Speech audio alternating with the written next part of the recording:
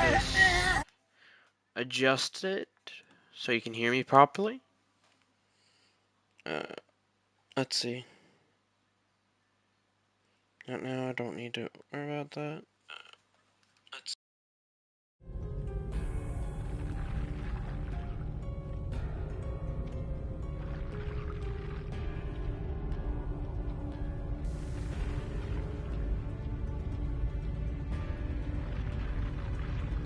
Hello, hello, hello! I didn't mean to mute myself then when I pressed the PS home button.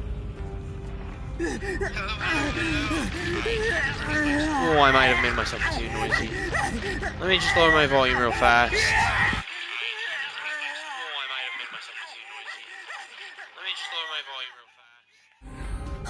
Okay. Testing, 1, 2, 3. Is this better?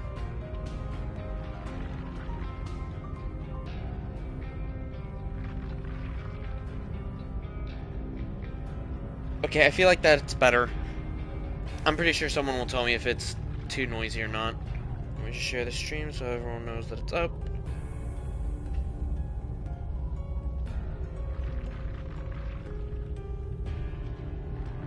Okay, well, apparently I can't spell.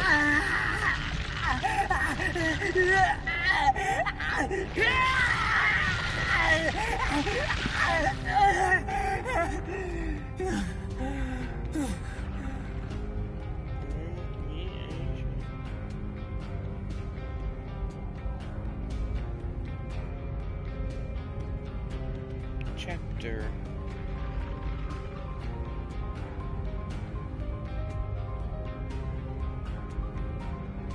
And there we go.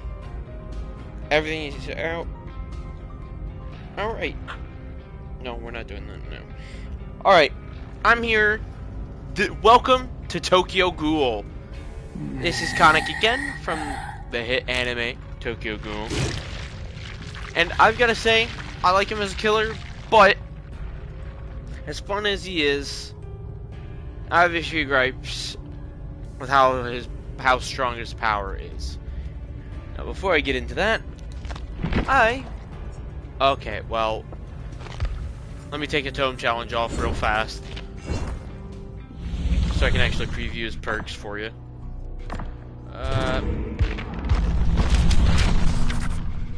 Random killer challenge. There we go. So, let me just clear off everything here. Okay, get that off. And the offering should stay. Alright, so here we have the ghoul. 4 tendrils. And his power. Okay, well, you can't see his power because it's cut off by the TV. That's lovely. Well, his power is called the One-Eyed Terror. To use the power, to use the power, you press the power button to charge and launch the Kagune. Why is it? There's an apostrophe there. You guys can't. After Kagune. What? Use the power button to charge and launch the Kagune.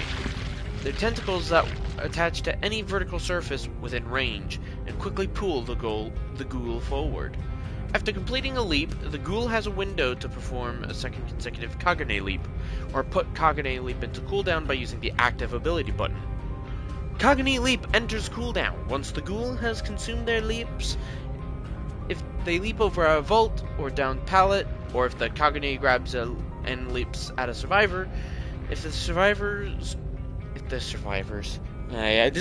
the most botched you're gonna get, so your own fault for watching the stream.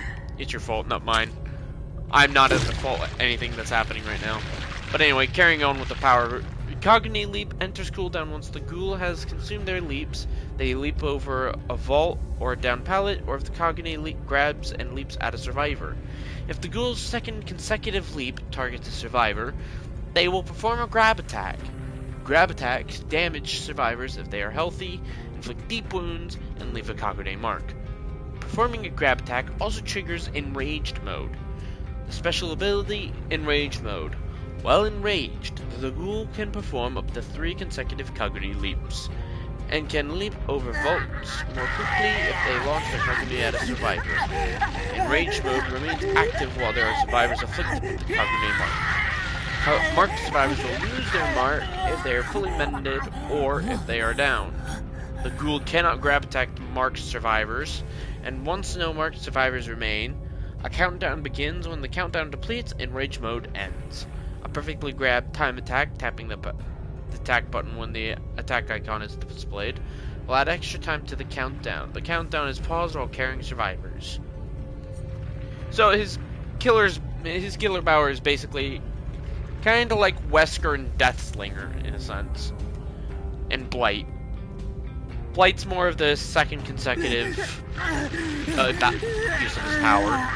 That's the Blight. The Wesker's part is this high-speed dashes he can do, which they're leaps, not dashes. And the Deathslinger side is he can actually shoot, well, not shoot, but extend his tentacles out really far and latch onto survivors and hook survivors, so he can pull them towards them. So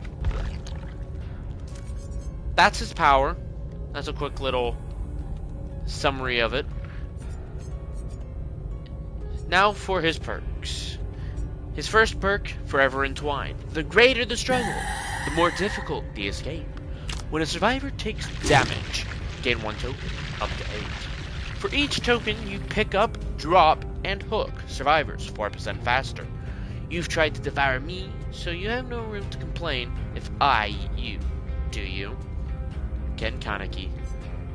Hex, nothing but misery.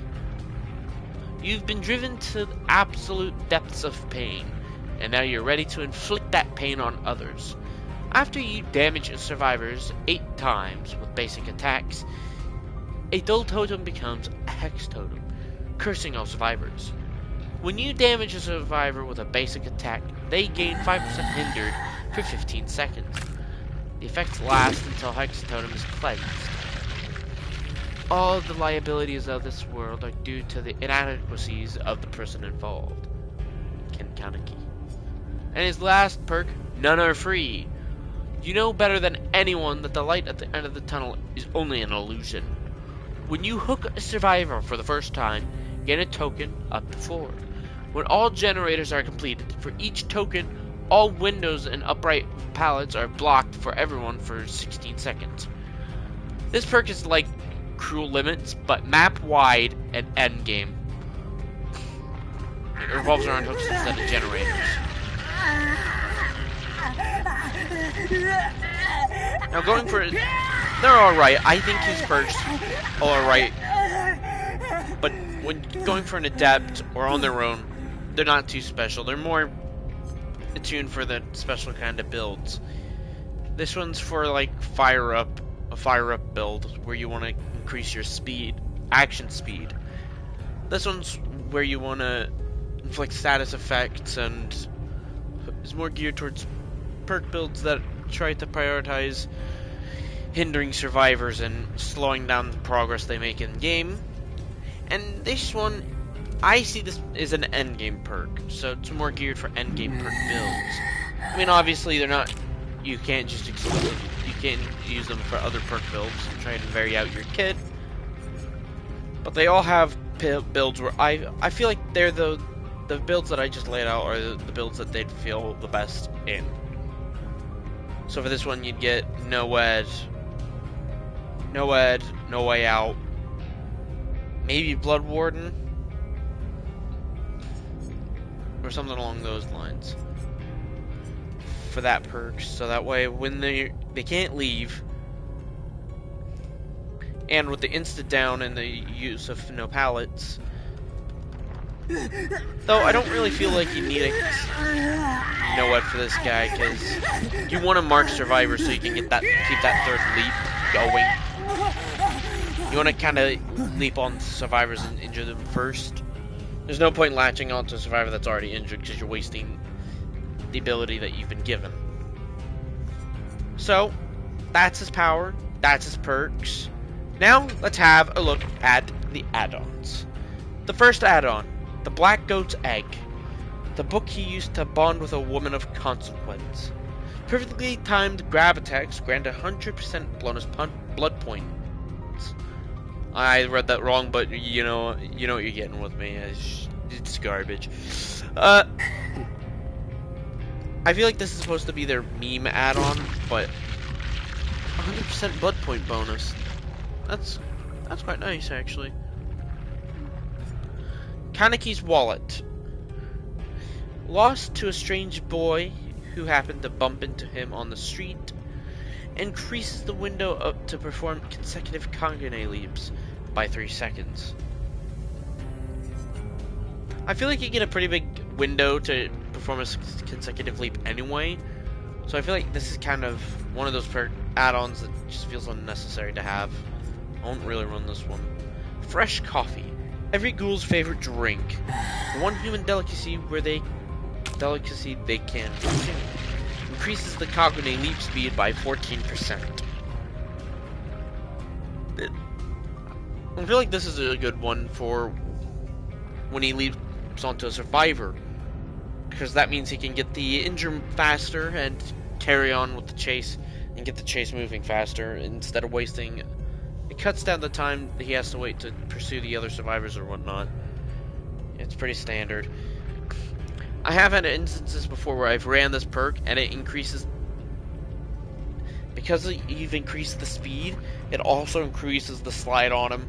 Because after a leap, he kind of, if he's not latched onto a survivor or vaulting, he has a bit of a slide to him. I feel like Fresh Coffee actually increases the slidiness that he has. Slidiness? It's not really a word, but fuck it. We'll roll with it. Increases the slidiness that he has. I've had instances where this has actually hindered me in like indoor maps, like RPD. I'm trying to quickly turn the corner to quickly catch up to a survivor and cut off their route, and this has actually flung me into a corner behind an object, behind like a sack of crates or something. Next up is the Enteku apron. Standard issue uniform at a lovely little coffee shop. Decreases the slide after a kaneki leap by 50%. I feel like these two would be good to pair together, because that'd keep you from just sliding into a wall, but I feel like you'd be wasting some of his other add-ons, because he's got some pretty good add-ons, I'll admit. So I'm glad they changed this in the PTB, because this would be, in the PTB, this would increase the slide after a kaneki leap by 100%, because before you had no slide whatsoever. It'd just be you just get the tiniest little movement, tiny little speed. So it was the go-to add-on for everyone, but they've made that base kit now, so they've changed this up a bit. That have used this trivia for you. Kayaki. Ghouls can never eat human food, but they can find the ways to pretend. Increases the enraged mode countdown by 15 seconds.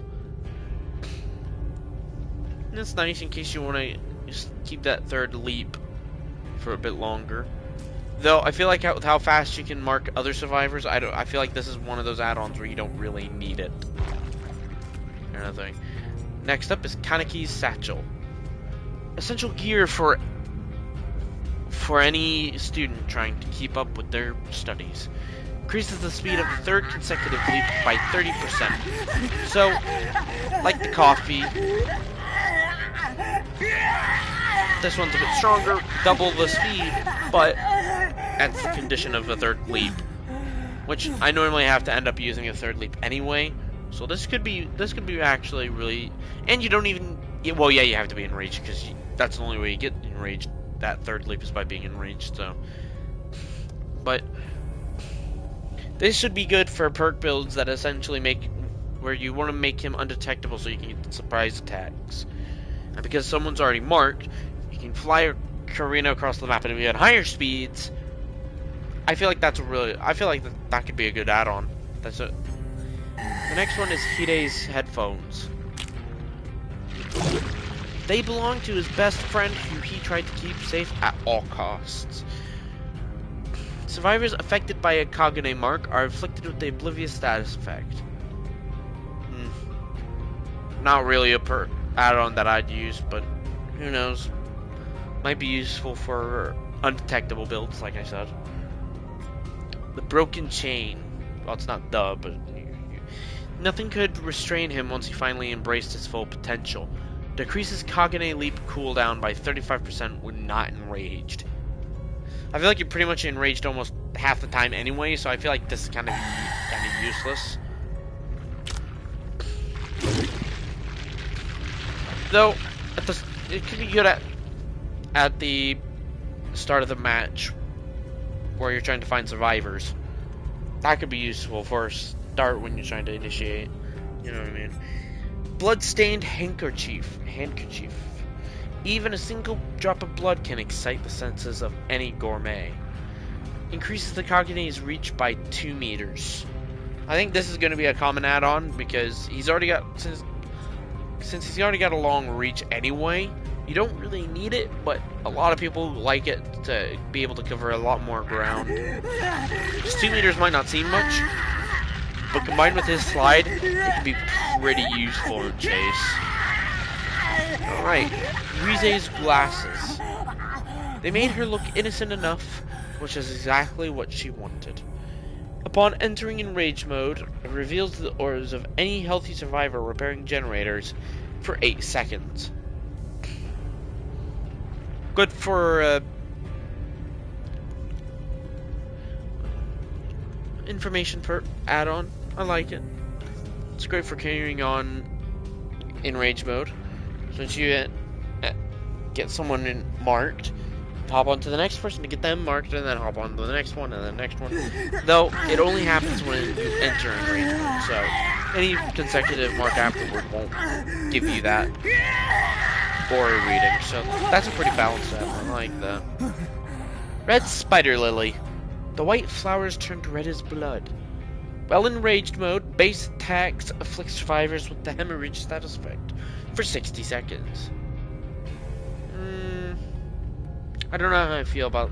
I mean, it's useful for keeping for increasing survivors' will to heal. This will make survivors want to heal more, which will take them out of repairing gens. So I guess it's good for a bit of slowdown, but you're not really getting much slowdown for 60 seconds. Survivors could just ignore that, repair the gen, and heal up afterward. It's a common tactic. So I feel like even if you ran this, it wouldn't be noticed. It wouldn't really change anything, especially for the higher MMR players. Mado's glove. A glove worn by a ghoul investigator. Upon removing a Kagane mark, survivors suffer from the exhausted status effect for 15 seconds. That would be in certain situations when you're in mid-chase. I don't know. Would that be all survivors or just the survivor that removed it? I feel like that's just removing the survivor who removed it, which, if they have time to remove the Kagane mark, it means they're not in chase. And that 15 seconds won't matter because they're not in chase anyway, so.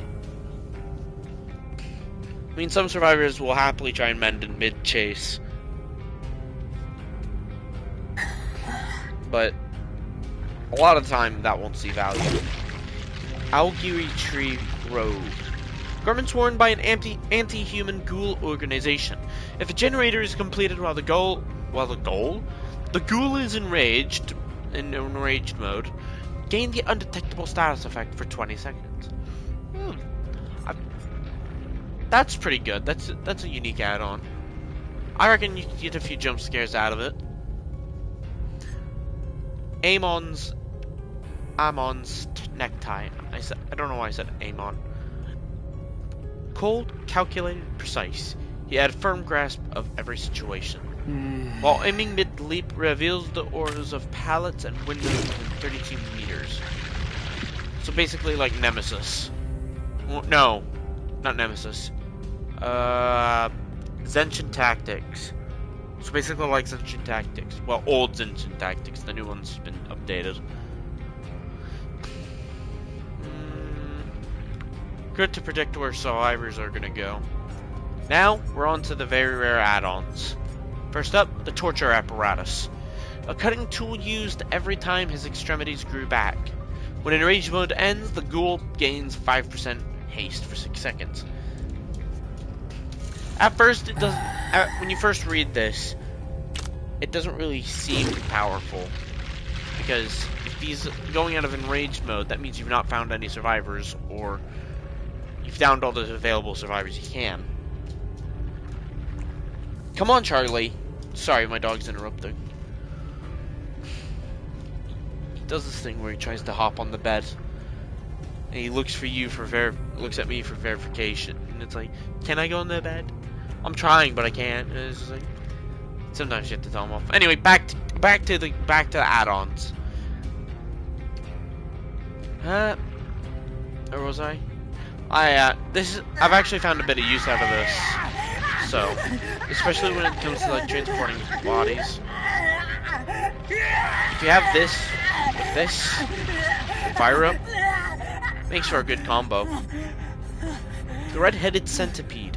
The thing caused him immeasurable torment. Vaulting while in rage mode blocks that vault location for 10 seconds. Kinda useless because by the time you loop around to actually getting the survivor, you either A, have already got them down, or B, they've already made it. The time it takes for them to get back around that loop to the window is longer than 10 seconds, and they can vault the window before it even does anything to them. It might delay them for a quick second, but so it doesn't really. You're not going to see much value out of that. Hinami's umbrella. It was raining the day her mother was viciously taken from her. Decreases the recovery time after completing a Kagane mark. By completing a Kagane leap by 10%. This is the add-on you'll see the most out of, because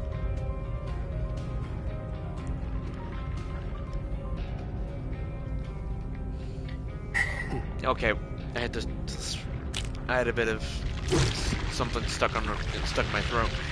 Anyway, back to what I was saying. This will allow the killer to recover and hit a survivor after they leap. So,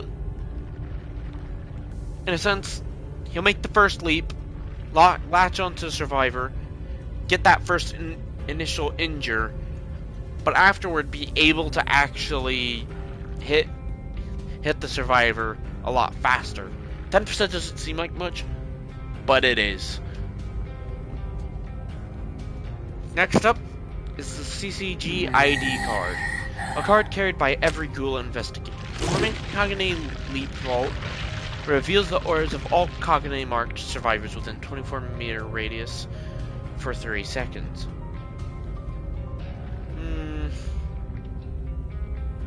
3 seconds doesn't seem long enough. I've not used it, but it doesn't seem long enough to actually get any value out of it.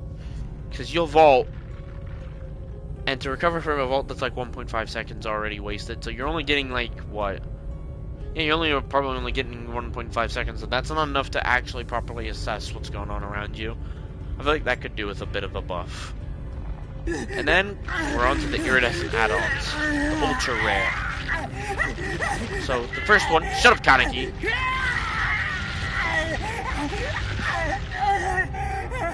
Alright, now that he's done having his little spasm. Yamori's mask. Worn by a ghoul from the 13th district, whose hobby was torture. Upon hooking a survivor while in raged mode, all survivors scream and reveal their location for 3 seconds. This would be useful for Dead Man's Switch. And, yeah, Dead Man's Switch and maybe Ruin. I can feel like that is a strong add-on used on the right build. And then the final add-on is the iridescent eye patch. An innocent way to hide his true nature from the world. Performing a pallet vault on your 3rd consecutive Kagane leap, while in enraged mode, destroys the pallet. I feel like this add-on is bugged because I've had situations where I vaulted a pallet on my final Kagane leap, and it's not broken. It stays. So I feel like this one's actually broken at the moment. Yamori's mask, in the anime, he likes to call himself Jason. So, hearing that he's from the 13th district, it's like, Alright, that's a very funny nod to Jason Friday the 13th. Alright. So, when I'm gonna load into a match now and try and get his adept. Now, let's have a look at the cosmetics. These are all the outfits that he's got at the moment. I think. Mythical looking sword. Okay. Yeah, I've got all his cosmetics, yeah. So yeah, all his cosmetics. Once he's done having a little spasm. That is Kaneki's base outfit. The outfit you'll be seeing the most. Then, here's his P6 outfit. I used up all the blood points to get him that I saved up over the last stream to get this. I think he looks very cool. I feel like I don't like how the hair is white. How the hair is got that red discoloration in it. Could just be me. I feel like his mask should be the only thing red. But now onto my favorite outfit. His awakened ghoul. Shows him without the mask. I like this chained, broken free bit. Because in the anime, this is immediately after he just decides to go, fuck it, I'm fighting back. And manages to overpower the person who captured him and tortured him, which was Jason. So this is immediately after because those are the chains from the chair. That's the chair he was chained to. That was the bucket Yamori put his fingers and toes in. But I like this outfit very much. And then, here's his legendary skin. Rize Kamishiro. 私、食事の邪魔されるのって大嫌いなのよね。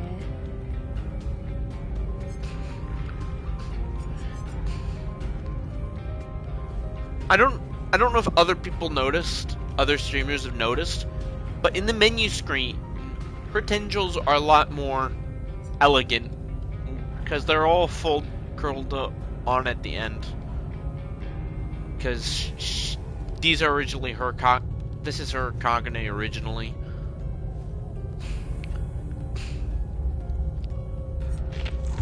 So where hers are elegant, you notice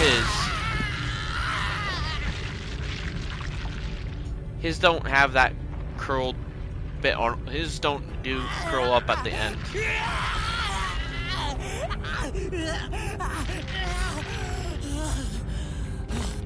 But she has her own unique voice lines.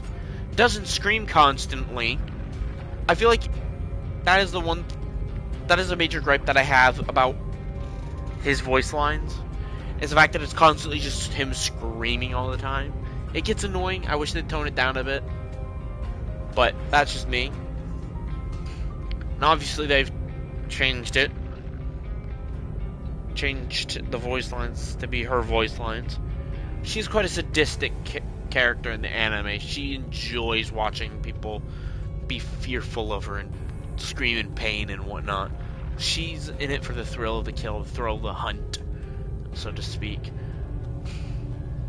But she likes to carry herself as this innocent book nerd. She likes to play a role of an innocent character to try and lure people in so that she can torment them and then eat them.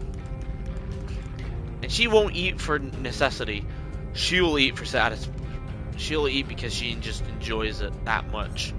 Kaneki, on the other hand, at first, he completely outright refuses to eat because he doesn't want to lose touch with his human side. He doesn't want to believe that he's a ghoul and can't believe that he was turned into a ghoul. So he tries to fight it and whatnot. But in the end, he finally succumbs to it, realizing that him not doing anything leads to the people that he cares about getting injured. So he finally just gives up on trying to not hurt anyone and fights back. So yeah, that's his power. I guess, shall we read while we wait for a game? Actually, while we're going for it, I might as well put a Mori on. I'll put some I'd rather not use that. Actually, yeah, let's use it while we're going for... While we're going for his adept. Anyway, back to this. We're gonna go for reading his bio. His max base speed is 4.6 meters per second. He's got a 40-meter tear radius, which makes him one of the largest tear radiuses in the game. His height is average. Now his ghoul. He's ghoul. It's ghouling time, everybody. But no. Anyway, his lore, the bio, the ghoul.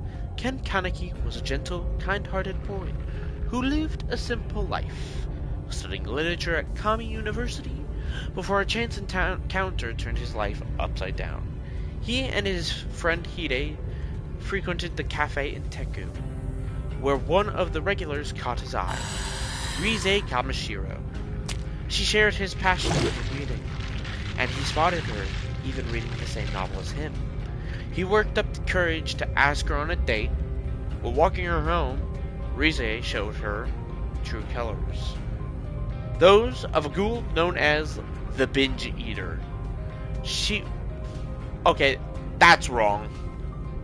She's not called the Binge Eater. She's known as a Binge Eater.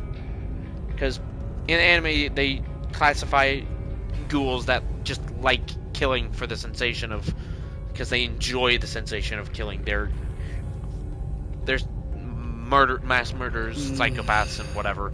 And they will happily eat without the actual need to. Because in the manga and the anime, even 1 pint of blood can sustain a ghoul for 3 months.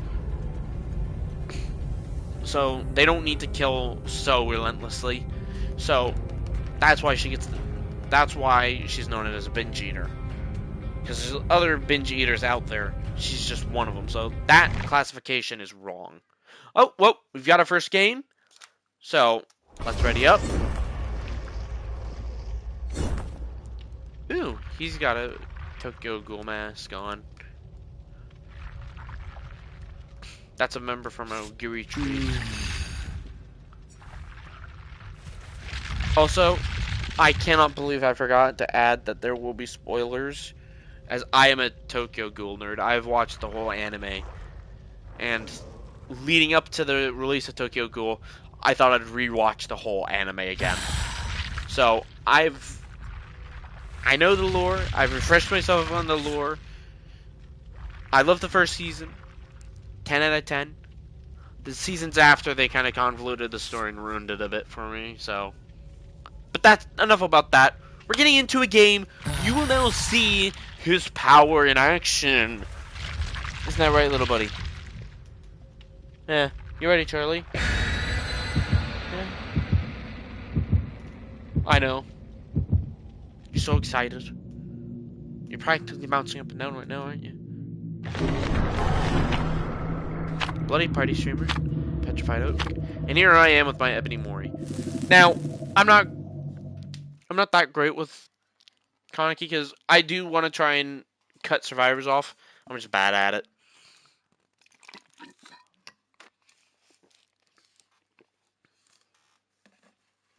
But hey, I'll try.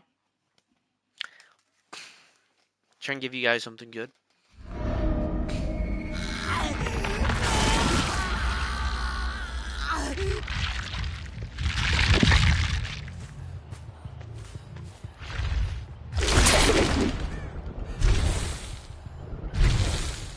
Okay, so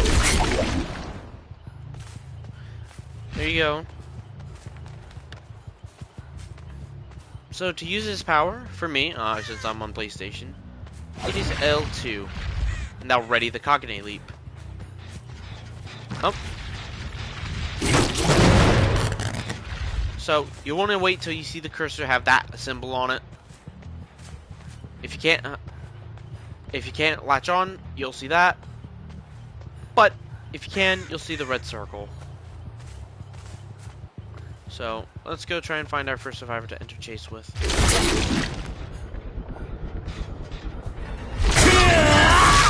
Now, that's one of the major gripes I have with the power. It's really forgiving when it comes to the lock-on. It just like that, I will have 3 tokens instead of 2, if you look at the bottom left-hand corner.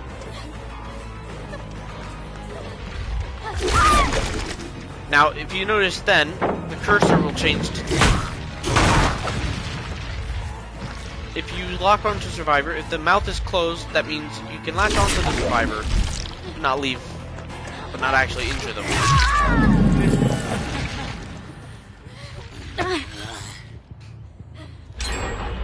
But if the mouth is open when you target them, that means you can actually go for the injure and go in range. So there's the first Survivor hooked. Now I will have... Now if you look at her icon, you'll see the red circle around her name. That's the marked timer and will count down as the game progresses.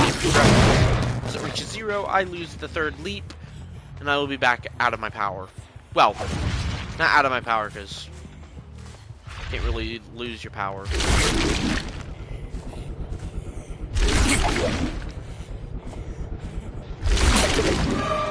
Ah, hello.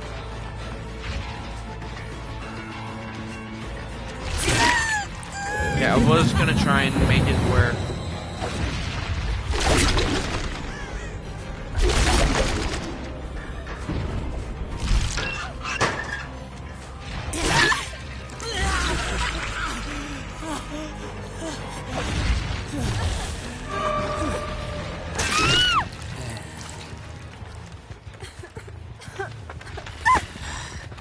Now, my major gripe is his power is easy to use. It's not as hard as it should be.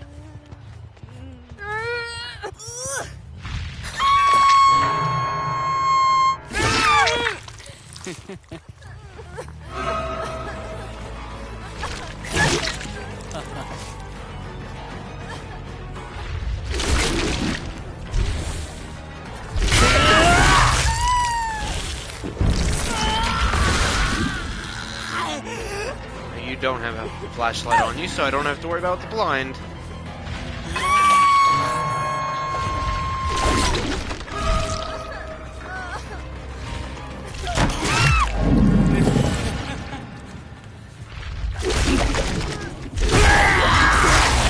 That is, see what I mean? That should not have been a hit. His power is way too forgiving.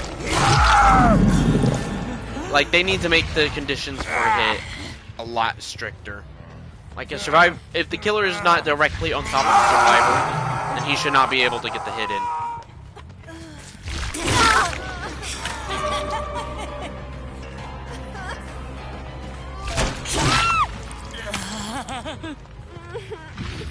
They should really work on his hitboxes. Sorry, that's not gonna work.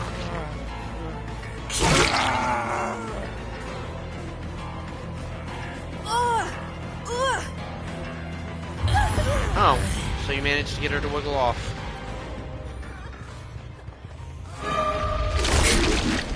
Okay, well then.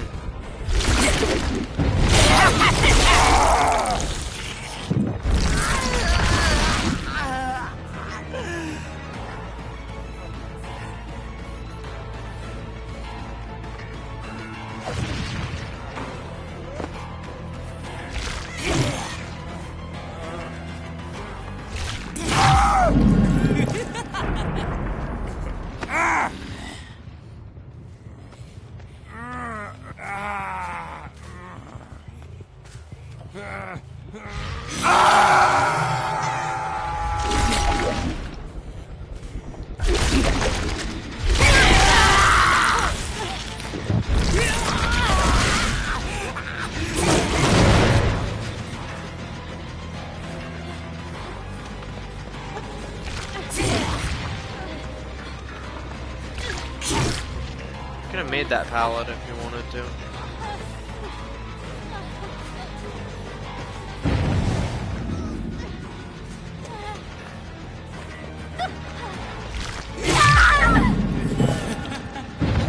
Someone might get the save here, but I'm doing a bit well, so I'll be a bit cocky about it. That someone must have breakdown. Or Saboteur. I can't remember which perk it is. I'm not that knowledgeable when it comes to the game. I know what certain perks do, I just don't know the exact figures and whatnot. So you'll have to forgive me on that front.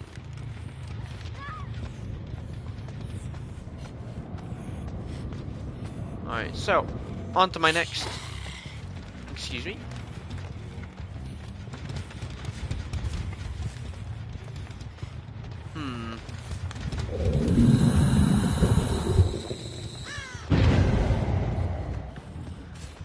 Oh well, time to go back to where it was. Okay, well, or not because I'm dumb.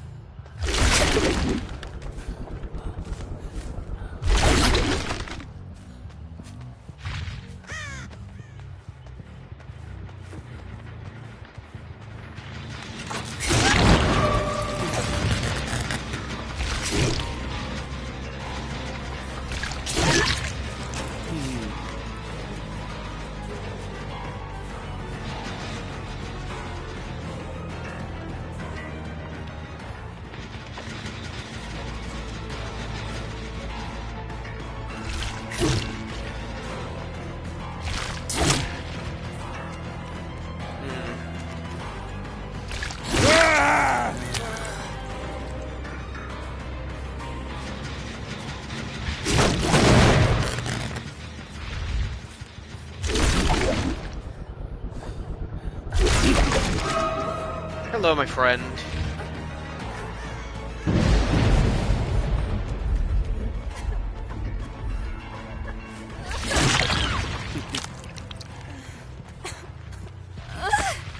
Now I'm assuming I know someone is running around with a flashbang, but wouldn't be you, so.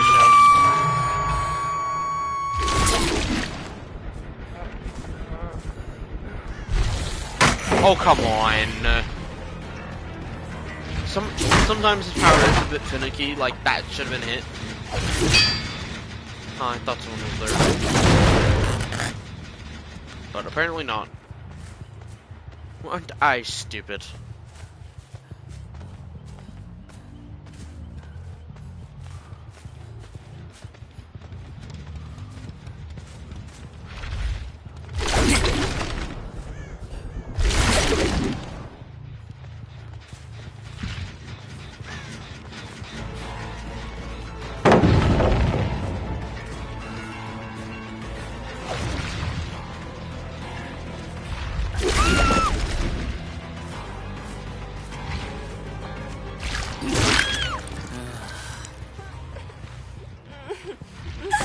Alright.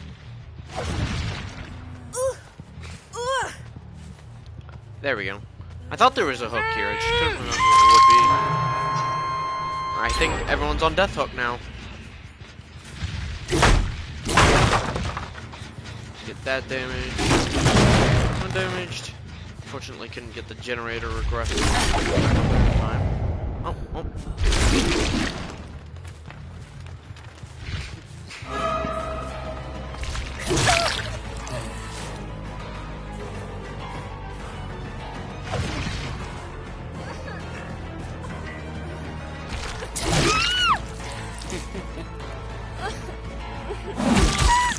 There we go, first Mori of the day. Hey, Kunano.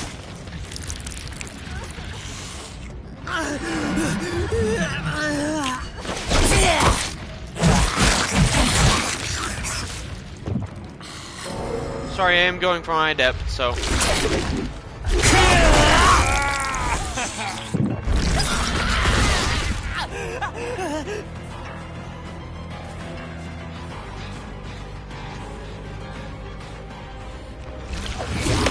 Oh my, how do I keep getting looped like that, man?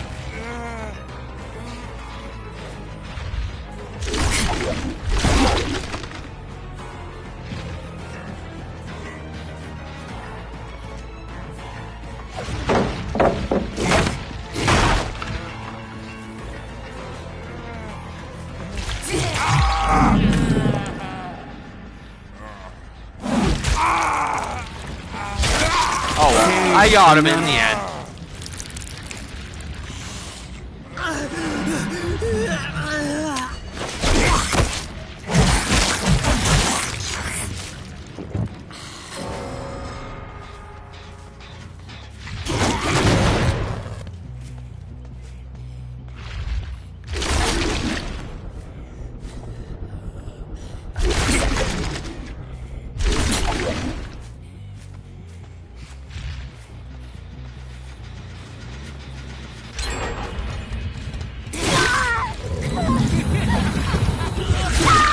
Sorry, I'm going for my adept. I'm gonna put you in a more scenic spot so I can actually get a good Morian on him.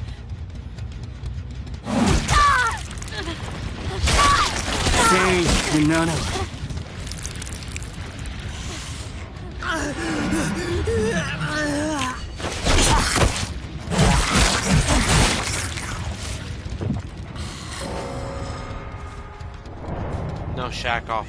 No hatch offerings.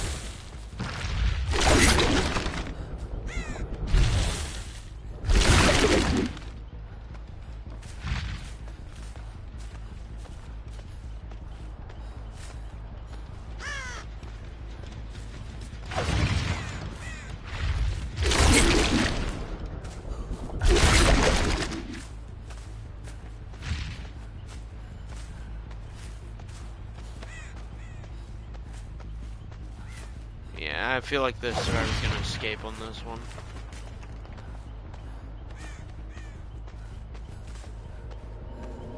I guess hover. Oh, now hovering over hatch. Now that that perk has started.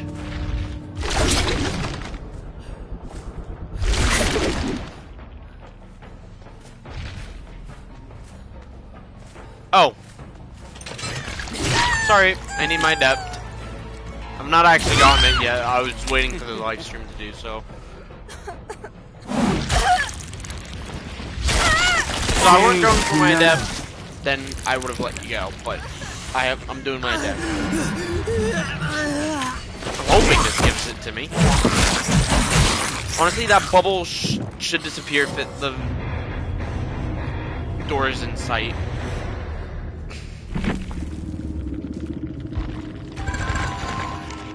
Wait, so does that mean I didn't get my adept?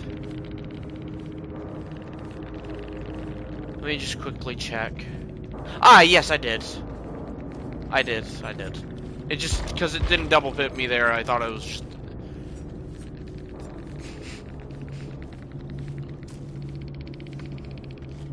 Alright, well, there's that. First game on. I'm sorry, but if I wasn't doing my adept, things would have gone a bit differently, so.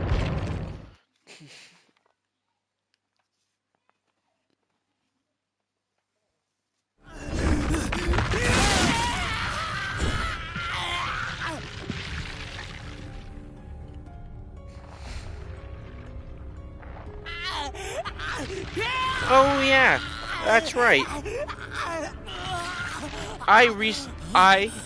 What is everyone's thoughts on the Switch 2? I mean, as a as a Switch 2 fanboy, okay, give me a second, we're gonna mute. Only because I got a blow my nose and no one wants to listen to trumpets down the microphone. Okay, never.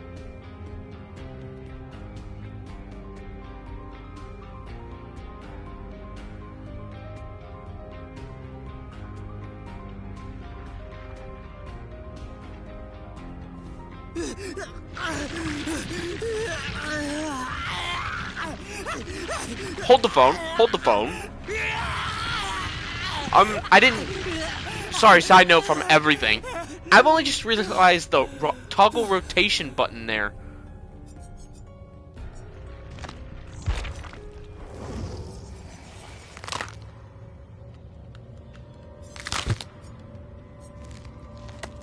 What?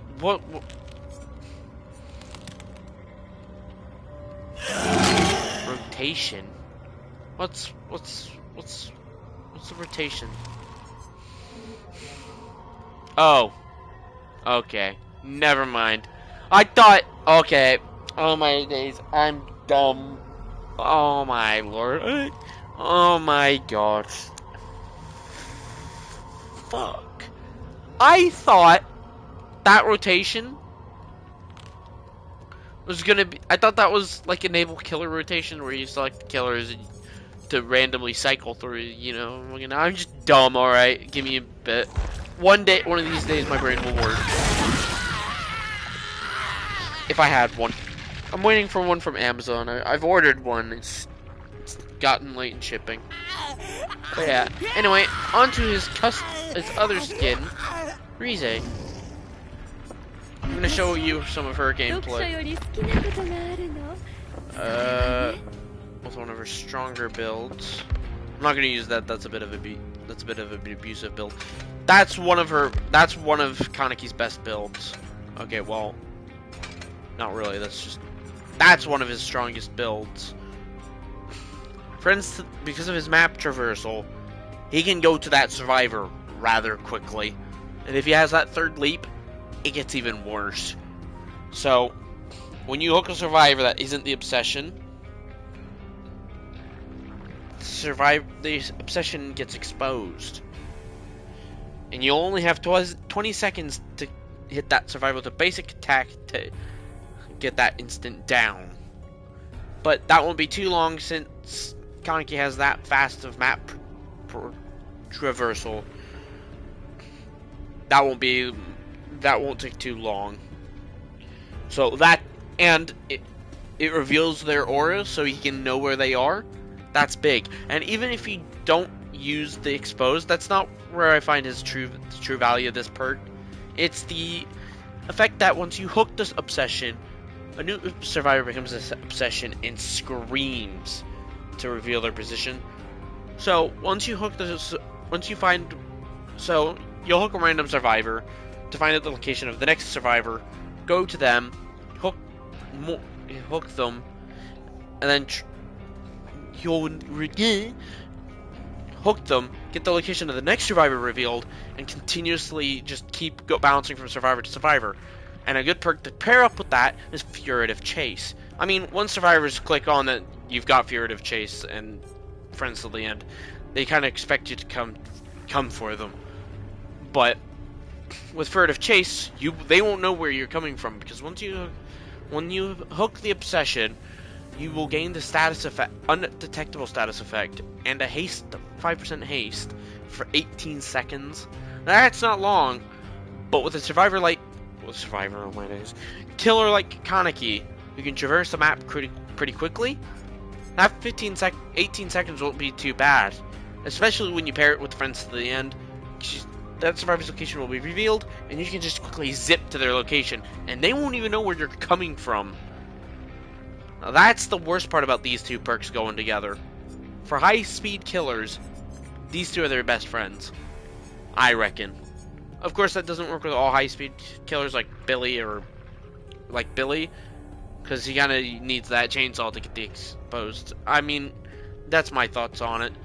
Blood Favor is also another one, because a lot of survivors, like, the only way to counter Kaneki is by putting the pallet down. Which, they're not wrong. Because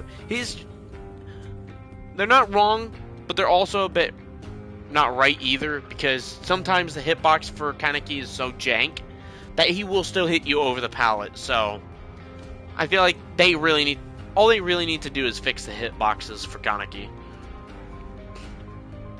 But Blood Favor, which will prevent survivors from using pallets on you once you get the basic attack. And then Grim Embrace. I put Grim Embrace on to get a bit of gen slowdown, to kind of hinder survivors from doing gens, just so I can have a bit of time to actually get onto that next survivor. And with that, I've paired up Hinami's Umbrella, because if I hit a survivor, injure a survivor, they're not going to be able to use Blood Favor, and this will allow me to recover faster so I can zip off to the location and have a faster reaction time to be able to hit them. I'm not sure what to put here yet, so bear with me on that. But for the moment, it's the Iridescent Eye Patch, because I want to be able to just plow through pallets and not have to wait for it. But this is my scummy build.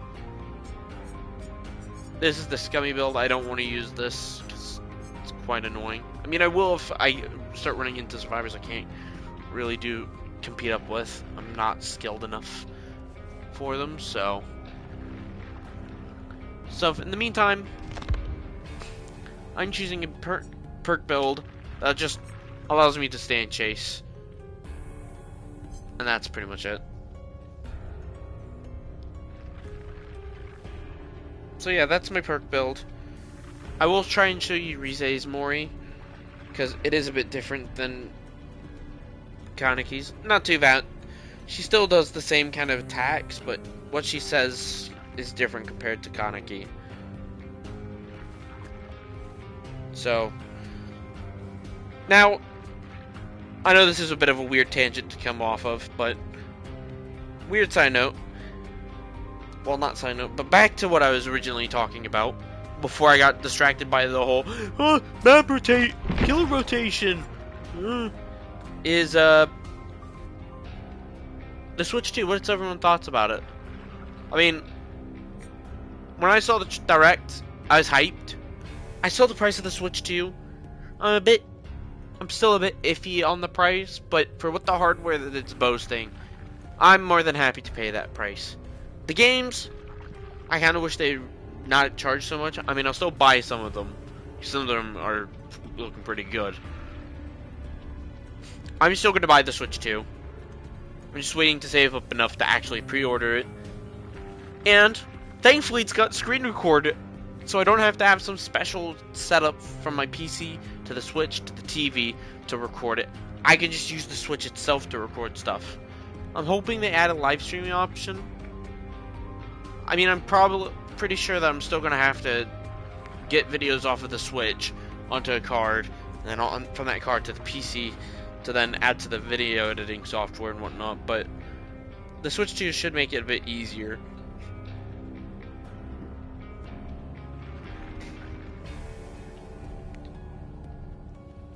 But I'm happy. I can't wait. And the moment I can get my hands on a pre-order slot, you can bet your ass that I'm doing it. Like, I'm getting my hands on that pre-order slot. Also, on a bit of another side note, I do apologize for not doing that live stream Wednesday that I said I would. But unfortunately, the killer cubes were just so long, and I had work the next day, so I couldn't really stream for that long anyway, even if I wanted to. But alright, I feel like I see the torches. They're gonna be annoying, I reckon. So, Lightborn, haha. No, I'm joking.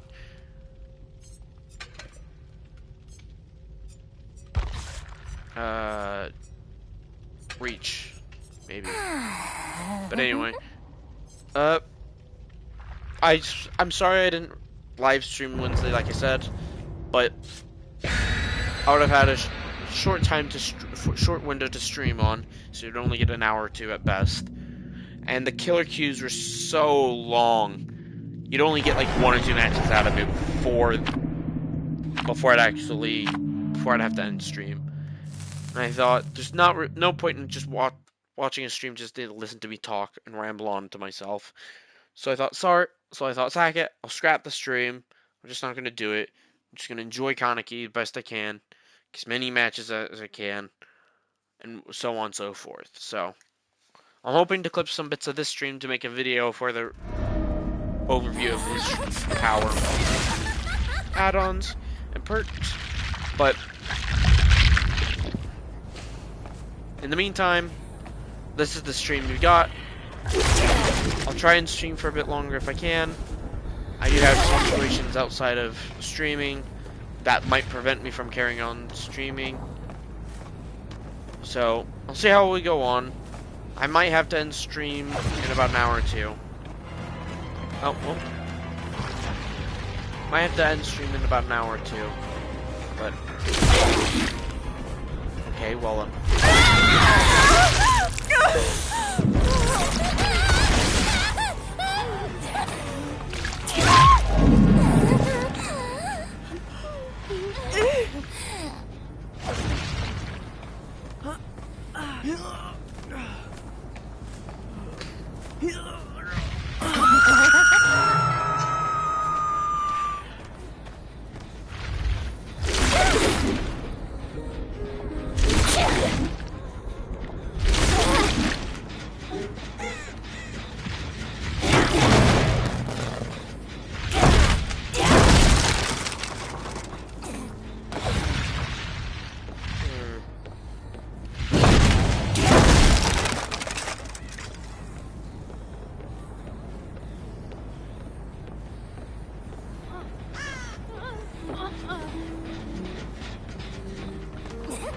Hello.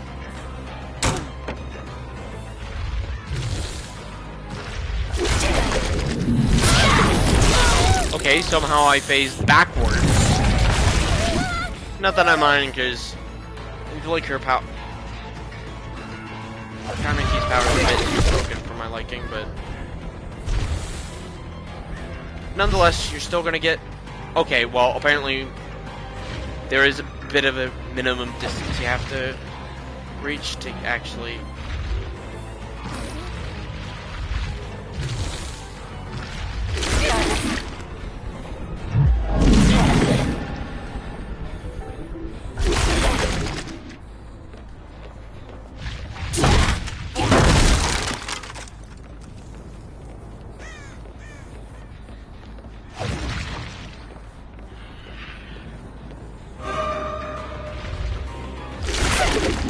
Okay, apparently I just go sideways.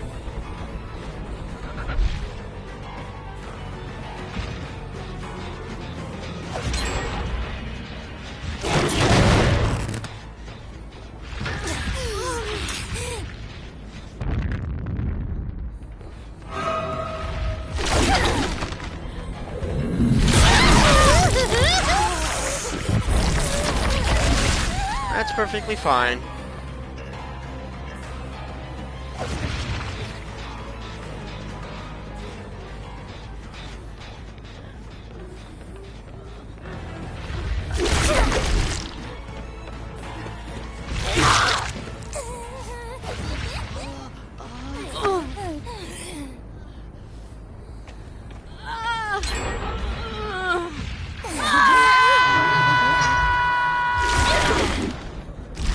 Okay, I hold myself. Okay, that's lovely. Oh, well, that's fine. That worked out in my favor somehow. Hello, Ada.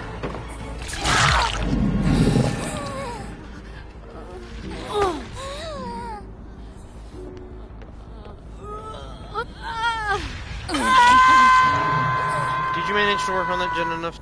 Okay, it's just fully progressed. That's what you love to see.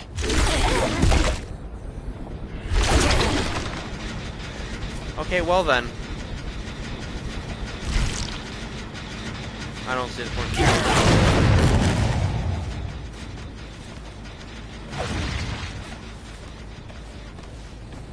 Oh.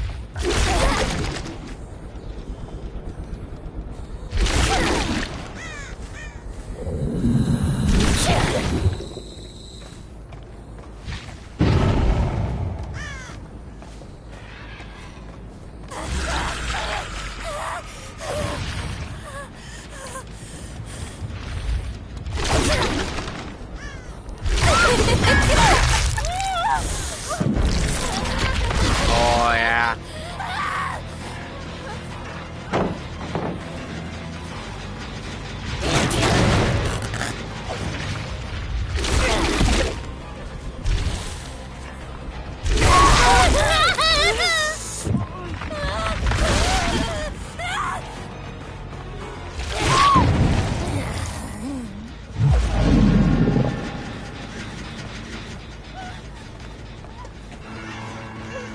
So, what is the play there, buddy?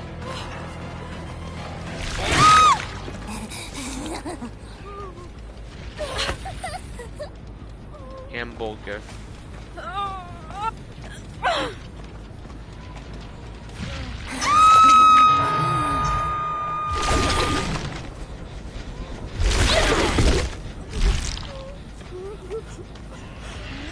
That was a bit of stuttering. I should have used the Wind Light Born. I knew they were gonna try it.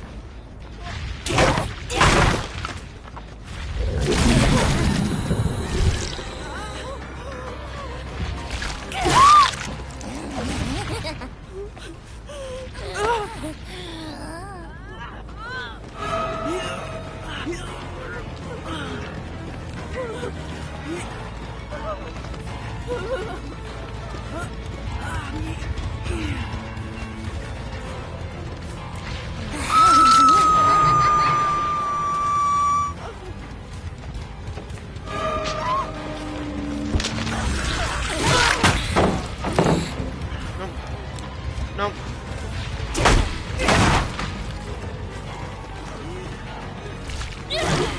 Oh, you lucky.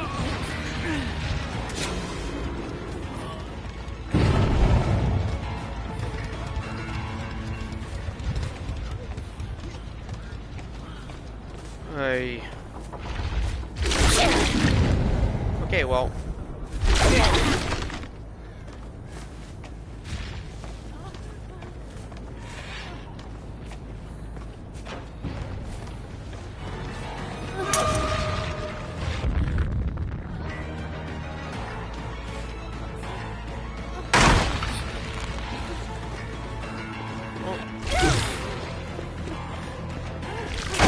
Oh my god, man! Oh, you ran out of juice in your little juicer, did you?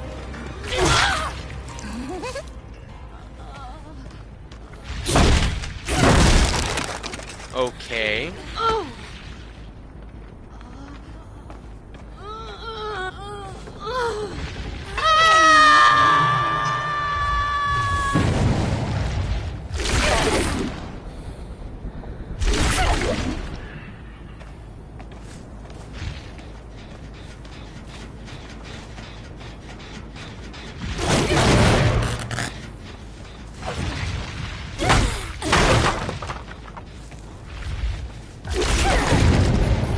Oh, what?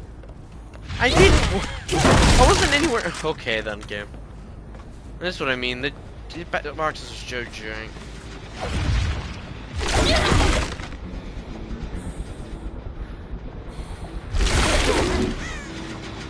Hi, I'm here.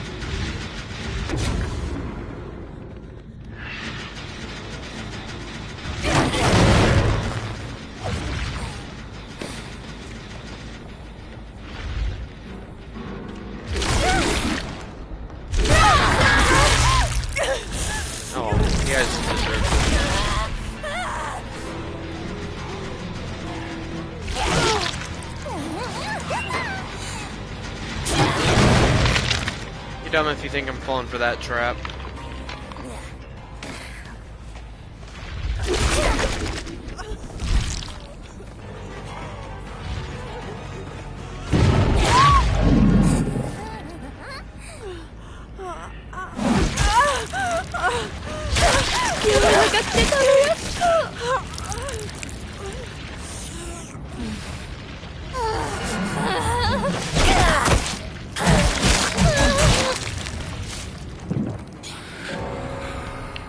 Yeah, sometimes you get to see your face whether you like it or not. It's unwarranted.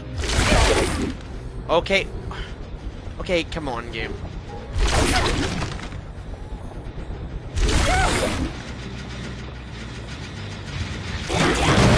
Better not be still hiding in that locker.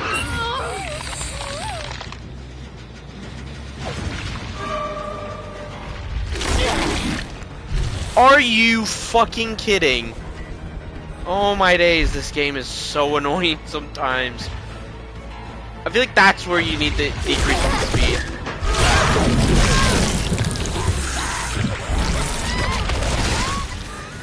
Go on, head on me.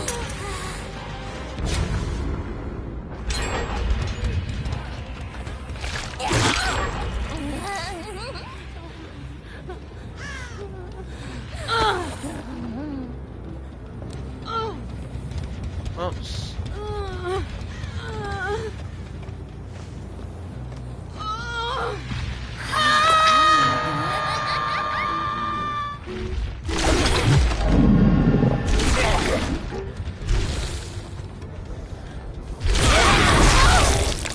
Sorry, you're giving my mind range mode back.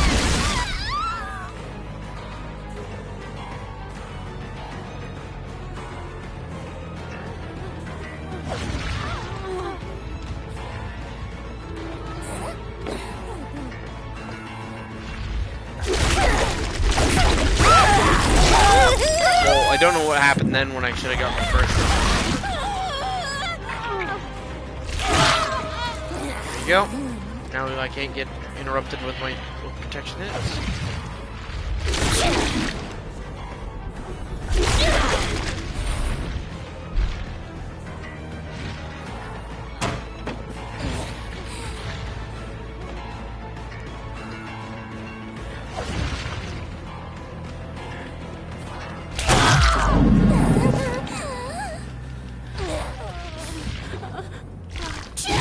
Okay, well then, game.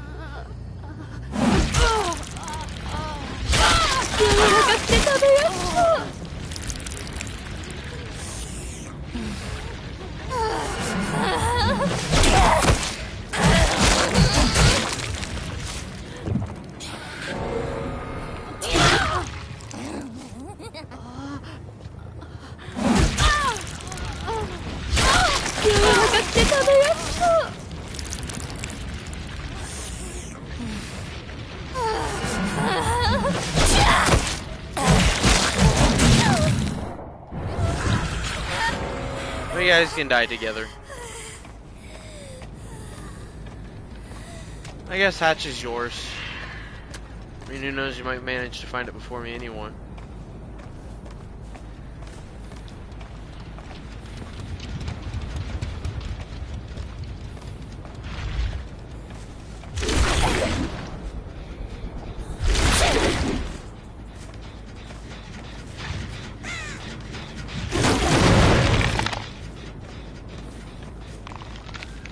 Who knows, maybe getting that last survivor will be all I need to get double pip, but...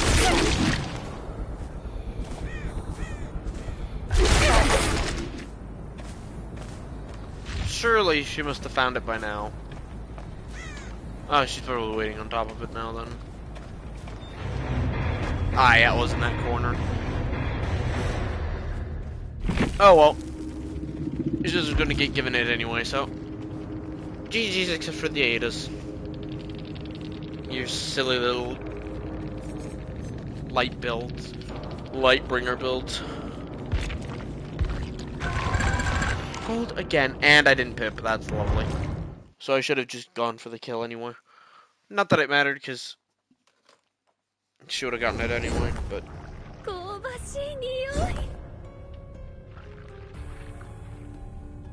yeah, no, I'm getting the Switch 2 for the GameCube. Online.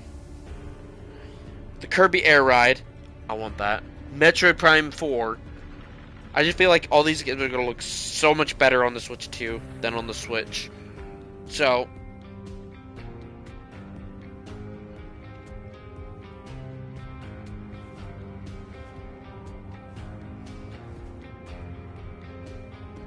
So the moment I can, first moment I can, I'm getting that Switch 2. I'm gonna pre-order it and have it waiting, and oh my lord, I cannot wait. Alright, now that I've shown you Rize and her moveset and voice lines, back to my favorite skin. Actually, you know, I might just keep Rize's on. Any perk builds anyone want to recommend? Any perks anyone want to run?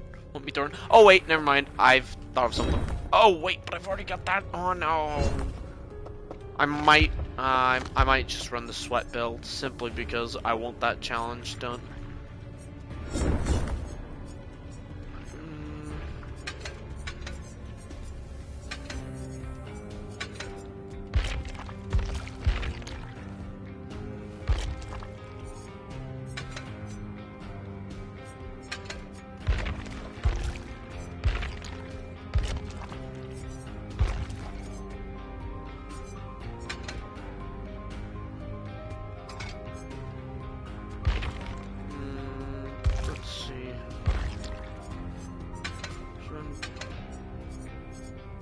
Still a blood favor actually. Bamboozle. Probably in page 1, I think. Yeah, There's Bamboozle, Lithium Pursuer to start the chase early. I'll block the windows off for me.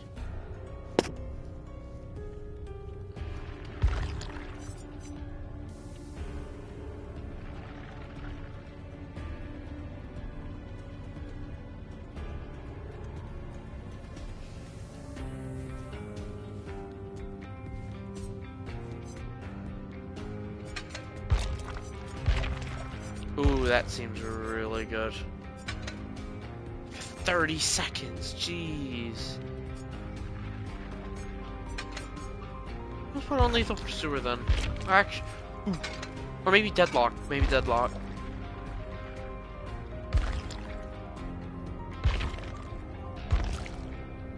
Wait, I think I saw it there. Yeah. That'll help block off stuff from survivors. That'll help slow down gens. I feel like I need to put this one as Lethal Pursuer so I can get this first start on the first chase. Okay, I won't run him another Mori because I feel like we've seen the Mori enough. I'll leave the add-ons the same. I'll leave the purple alone. Yeah, I'll leave it at this for now. Let's put some blood points into him, shall we?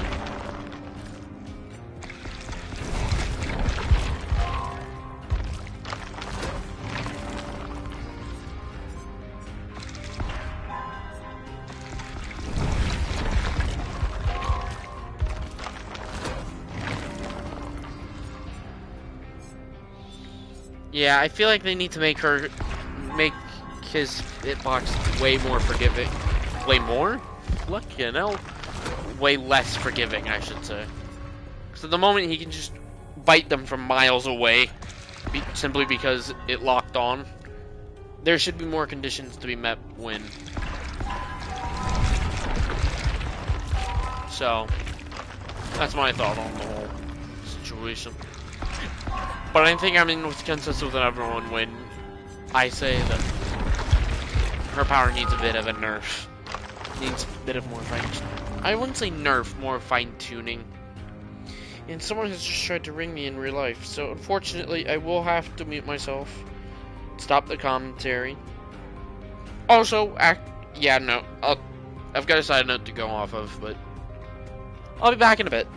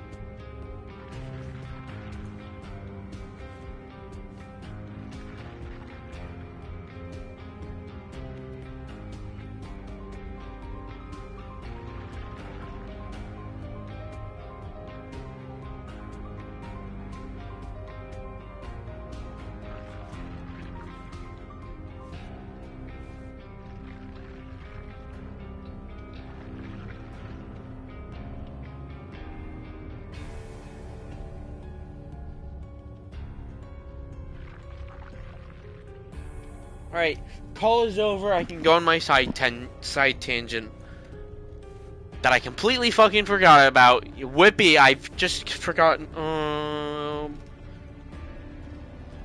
Alright, what was I thinking about? What was I thinking? Oh yeah, I recently just got the whole Devil May Cry collection for really cheap. So I was curious. I've never played a Devil May Cry game before, but I've just watched the Netflix anime. So I kind of want to have I know a lot of people, more specifically the Devil May Cry fans, were looking forward to seeing how they would do this anime adaptation. So I'm gonna play it. But I was wondering, do you guys want to see me stream it, or just leave it for something that I should do in my own time? If you guys have an opinion to share on this, That'd be nice to hear. I'll hear all opinions out.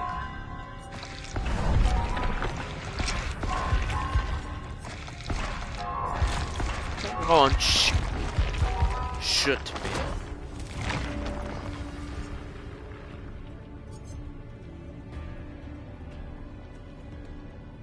Oh, well, I got a game.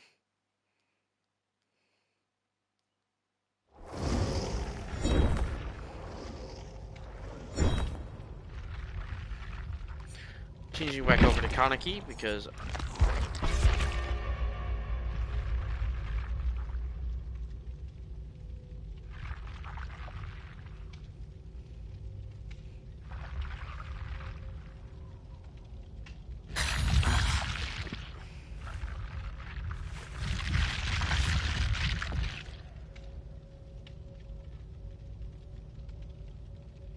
お名前聞いてもいいですか？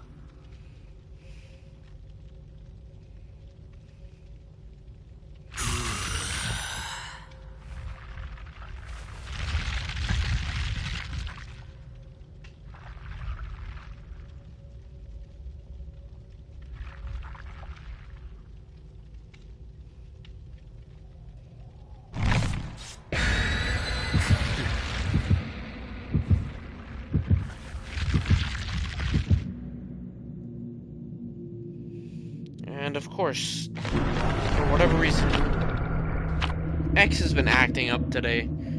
He's not letting me do stuff on it. I don't know if it's just me or anyone else is having it, but for whatever reason, I can't get it to work.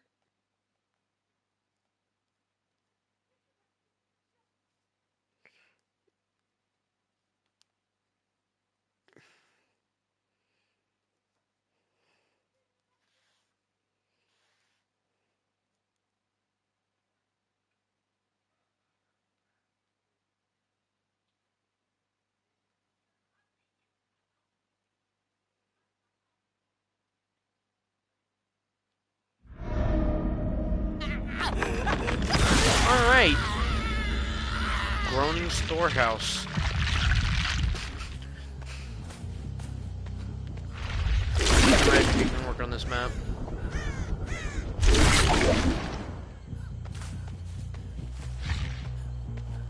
Oh, I feel like this is somebody now. Oh, I see sketch marks.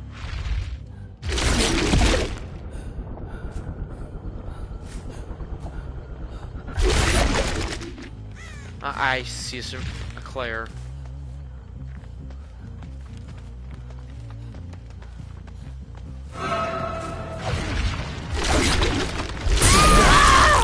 Okay, I was way past. Hitboxes need to be adjusted.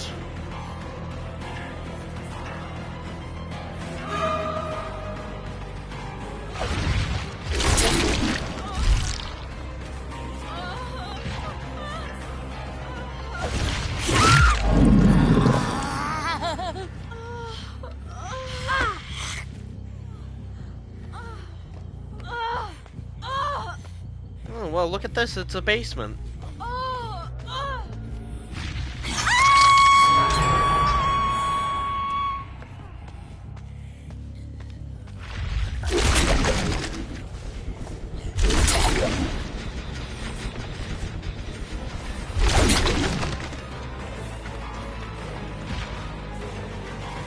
Hello, Cheryl. No, Rebecca. What am I doing? Is identifying survivors now.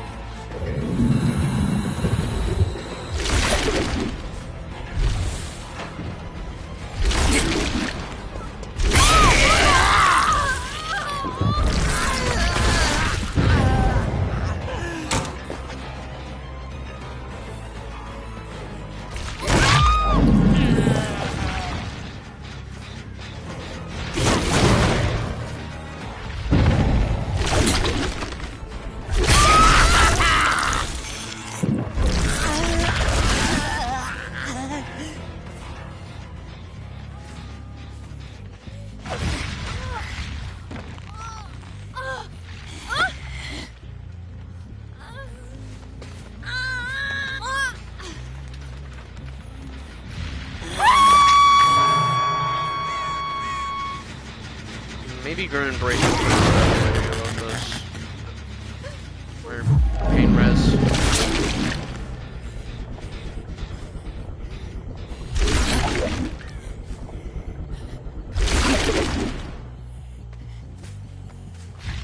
Alright, well I feel like I need to start heading back to maybe that gen or the gen over there. Excuse me, you what?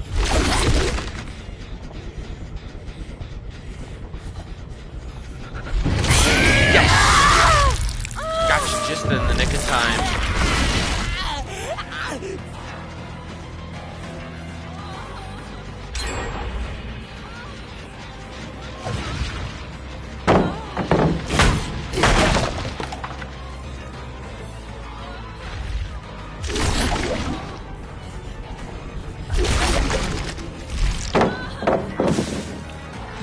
So jank, man.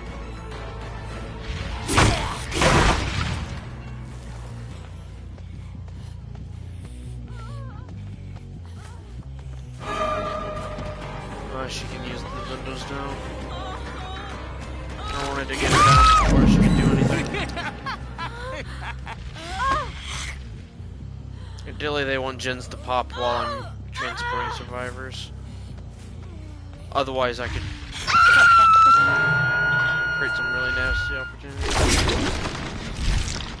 Oh, well, that was a mistake on my end.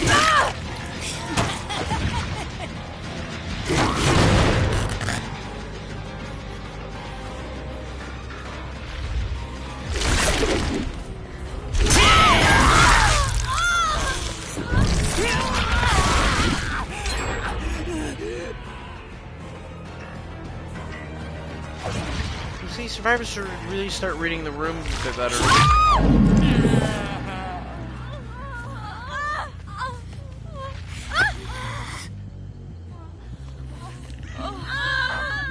No, no, not letting that happen. Okay, well, she might wiggle off here because I'm so far away from a hook.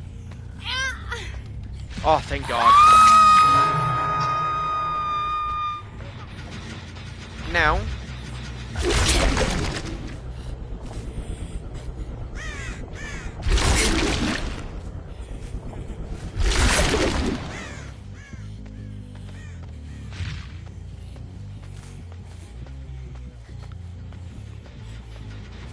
Okay, they're seriously not working on this gen, are they?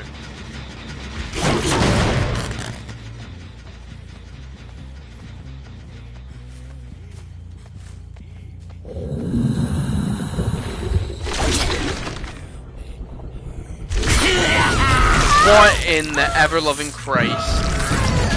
She was so far away from me. How is that okay, that is ridiculous. There needs to be a range to this, because this is getting out of pocket.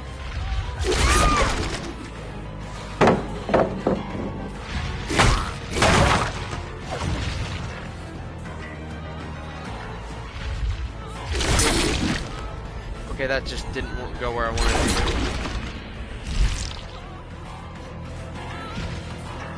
Okay, well.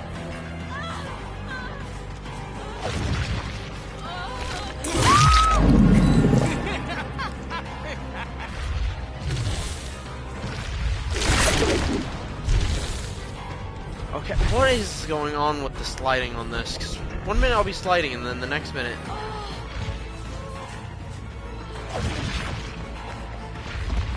Oh yeah, you guys did the generator.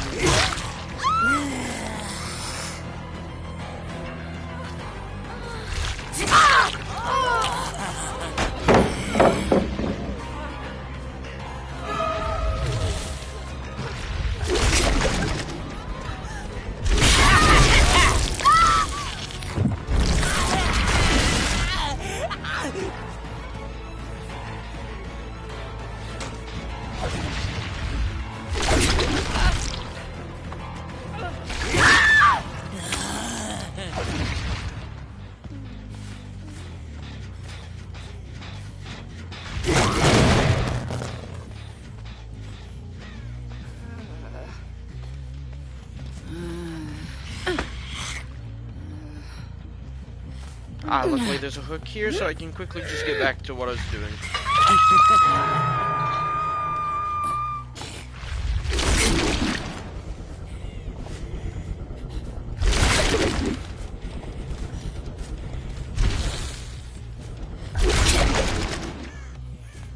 Hello, Claudette. I see you.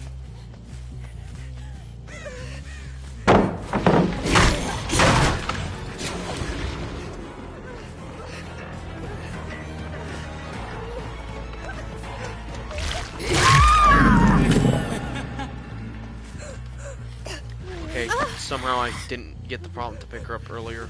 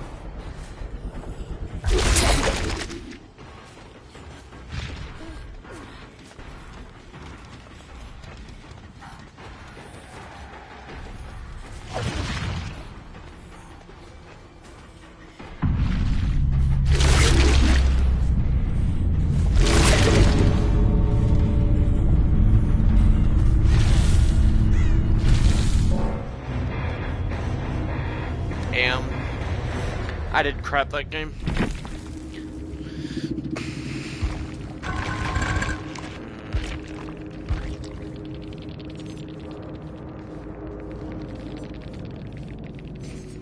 Yeah, deadlock and cruel limits are not the way to go. I might change it. Well, cruel limits had its use, but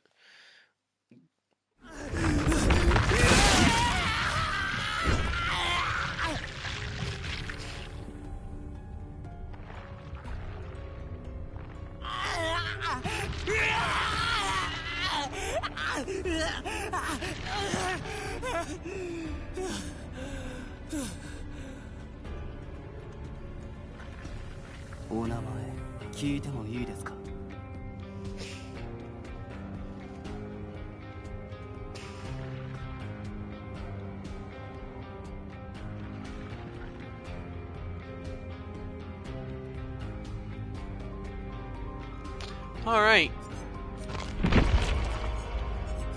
So, deadlock may not be the perk to go.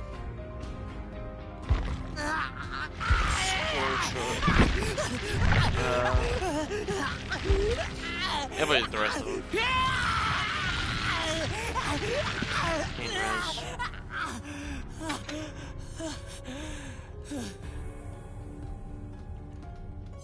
We'll put that on, see how that does.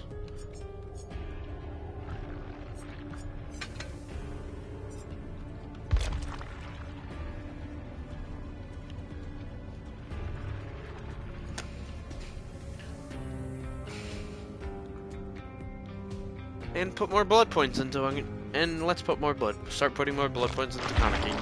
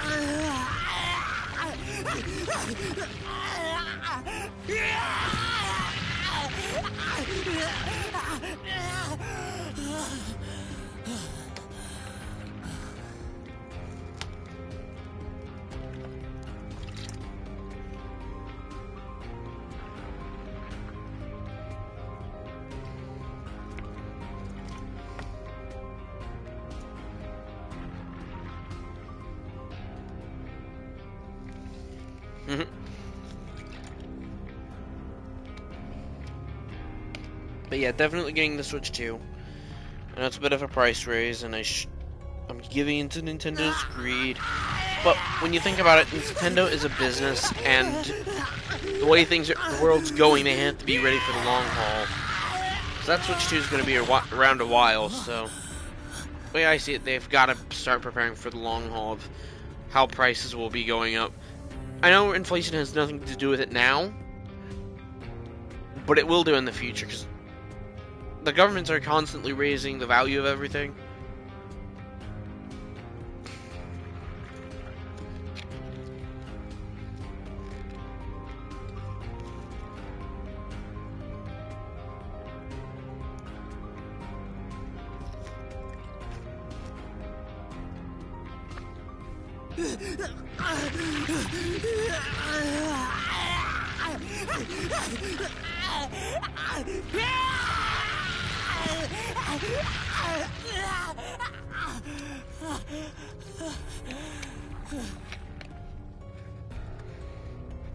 Yeah, with the way the world's going, they've got to start making their money.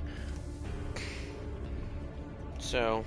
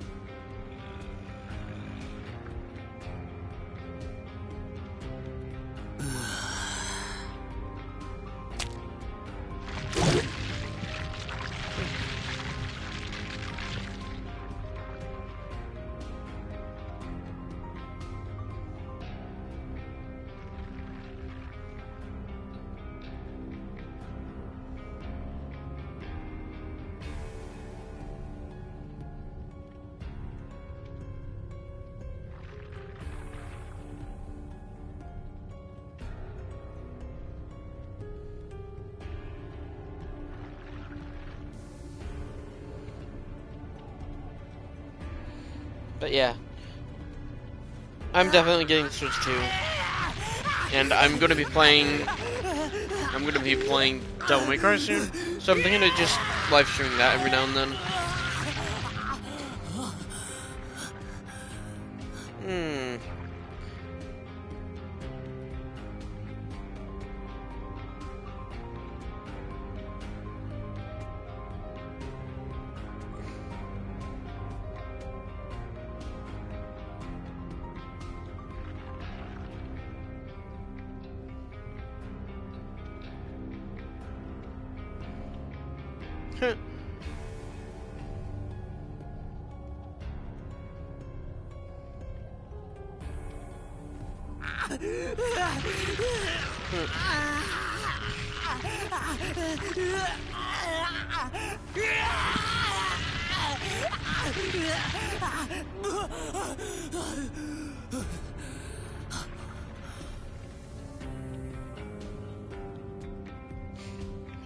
Jesus Christ.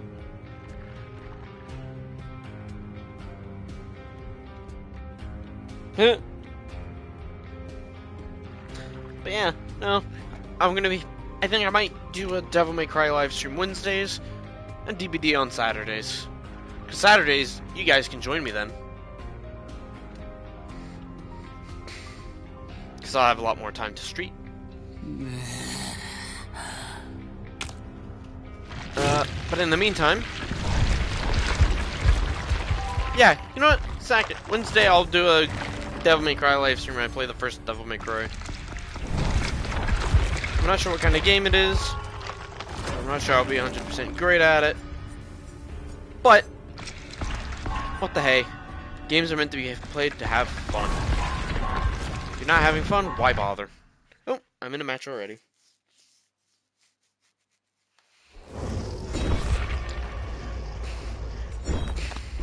I guess I could put a not pain res, Dead Man Switch. There we go. I guess I could put Dead Man Switch on, but nah, I've already.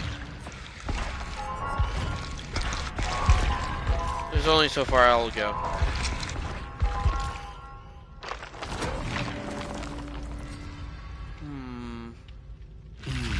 Ooh, map off. Seki Ward. I'm gonna be putting blood points into him for a while, simply because I'm gonna enjoy playing him for a while. And then I guess after like a week or a few weeks after maybe mid-May, I'm gonna start saving back up again for the FNAF chapter. Because I'm really hoping they do something good with it. I know everyone wants spring trap, but I kind of feel like it should do something that includes all animatronics. But oh well, I'll take what I can get. But I'm just saying what I want.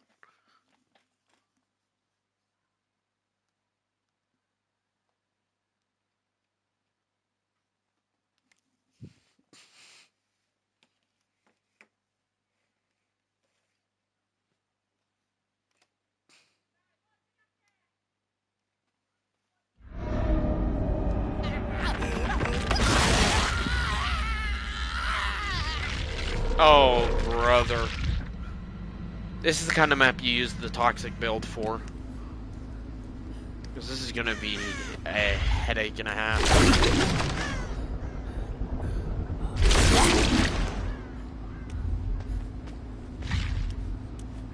think you hear that generator hit on.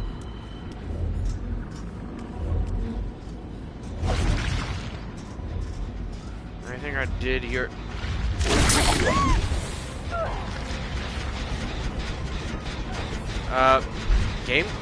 Game? I'm pretty sure I pressed cancel on that.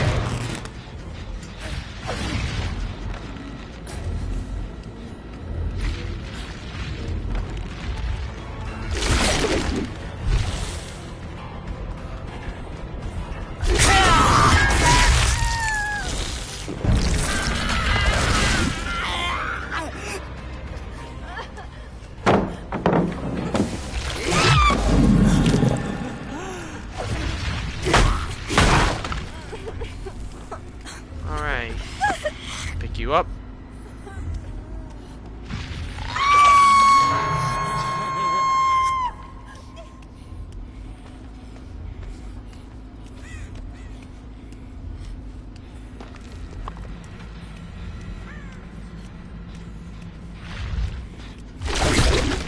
Oh my god.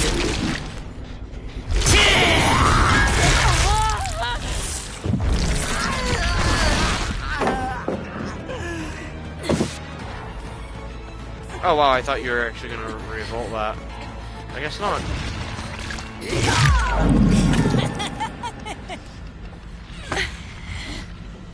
Oh, boy lover, eh? Oh my god, I hate boil over so much. It's such an obnoxious perk to have. God. Yeah, I was about to say, I swear down. Yes!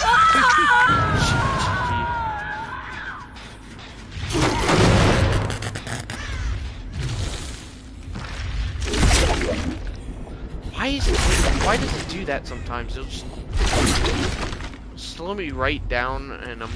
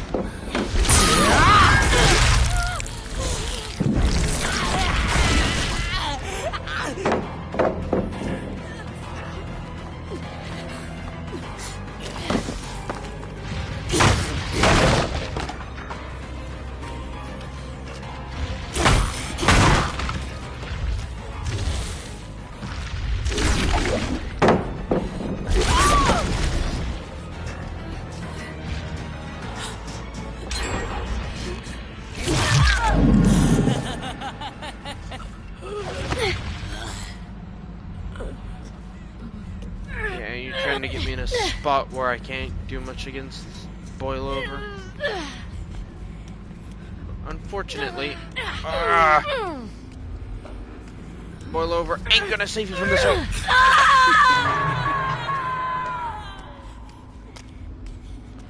Okay, where was I?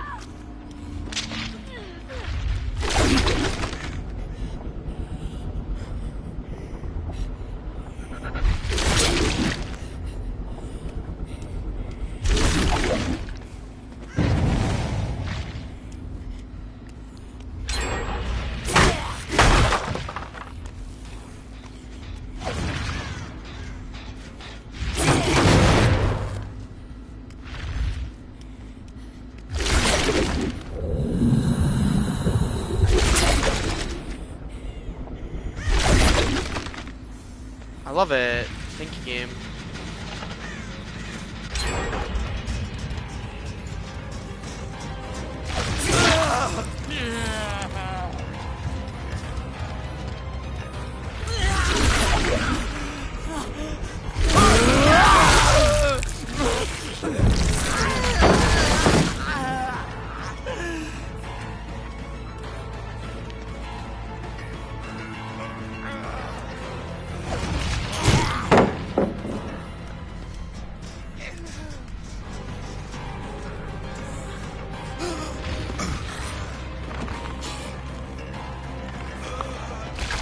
I don't think you make that.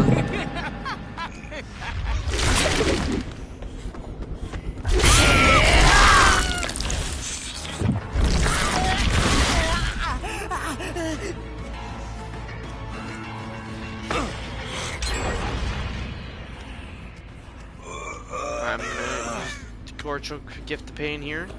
Wait, gift the pain? Pain residence.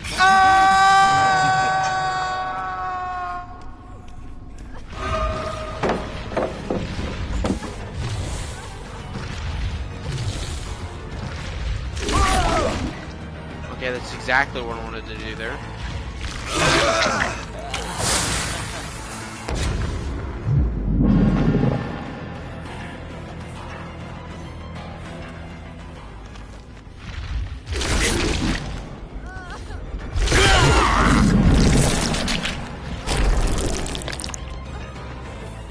Yeah, if I had a better... You guys got lucky on the map.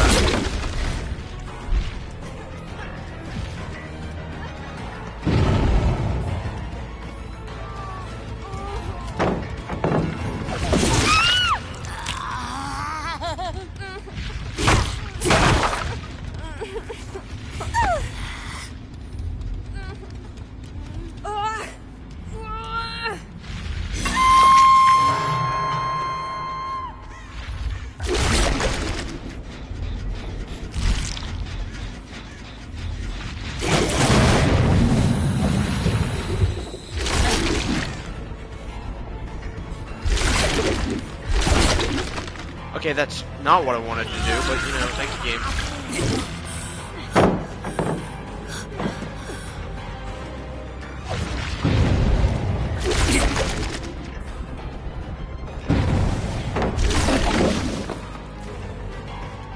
Oh my lord.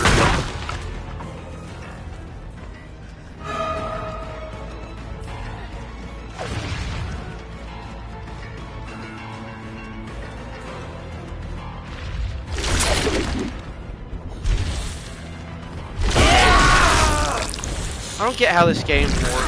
Watching whether or not it misses that. Such a weird one for me.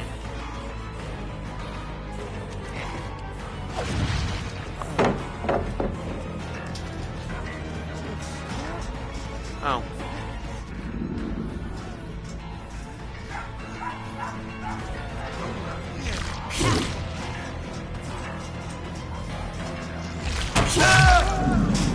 And of course my dogs are going.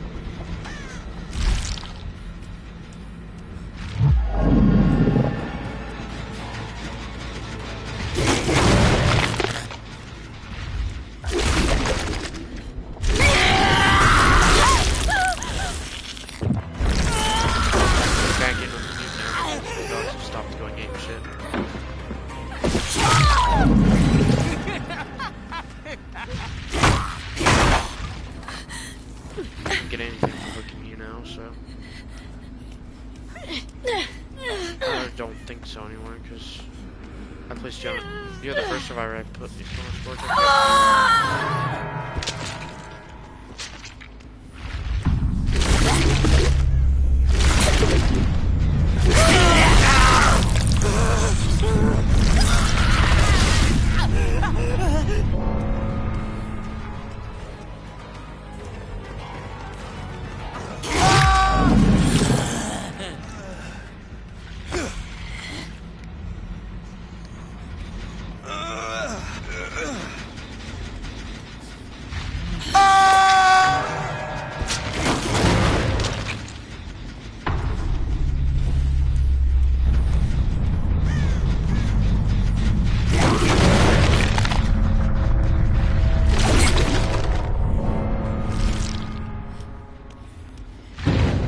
Finally decided to get your friend off the hook.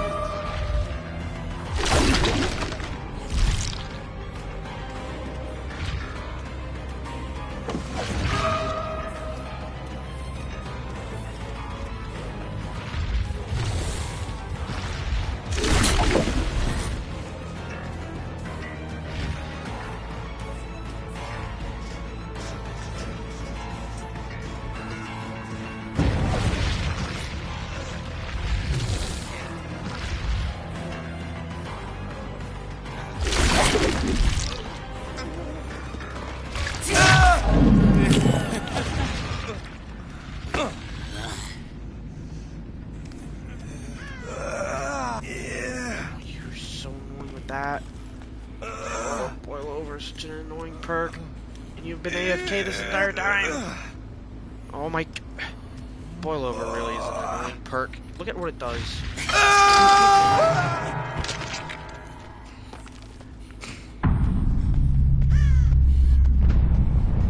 Lucky star maybe? Oh wait.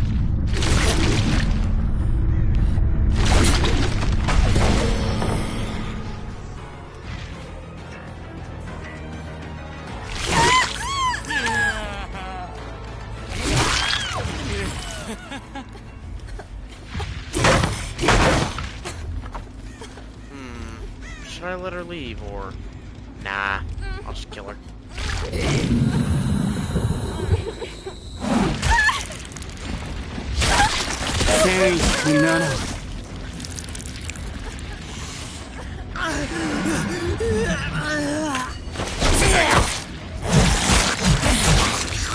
Okay.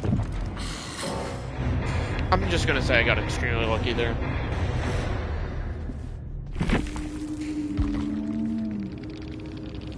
Oh wow. He's a depressed donut, he's not running any perks. How am I still not getting these iridescent chaser emblems? Of course it's the one that I don't get iridescent on. Oh my god. Well, I'm nearing iridescent rank. I'm excited. I don't have much longer left to achieve it.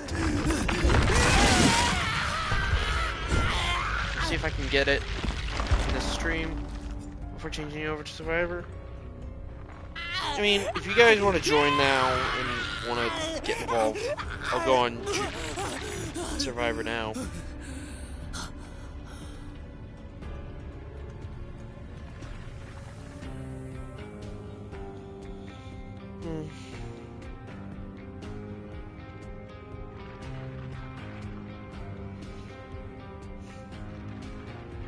And then again, I might just end stream because I've got no viewers.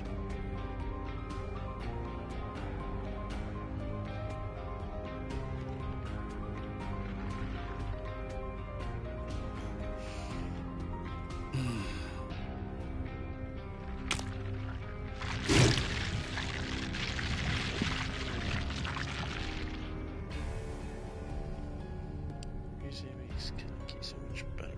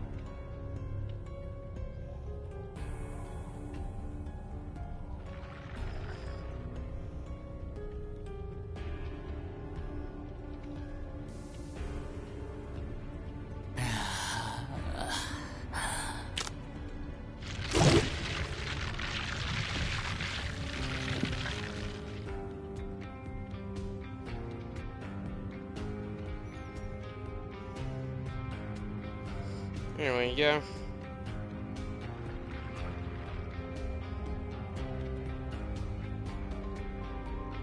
Anyone want to join?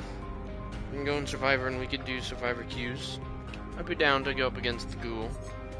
Because I'm pretty sure that's all anyone's getting now. But I'm sorry, but he's just too much fun. The way he just zips around the map and whatnot, it's fun.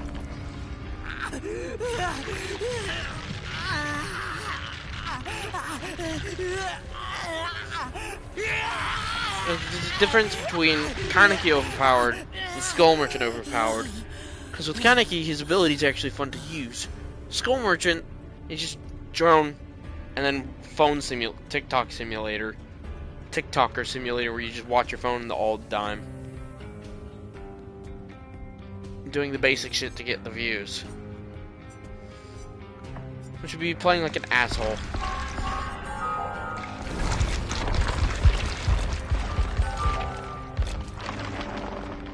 Ew. Prestige 7, let's go.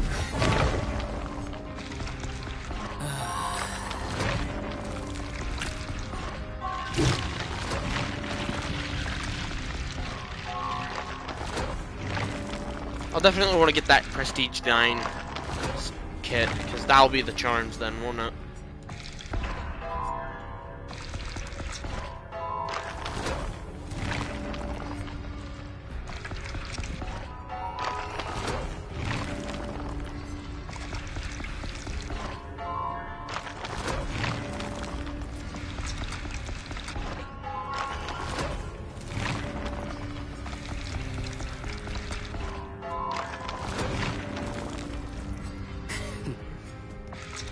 Sackboard.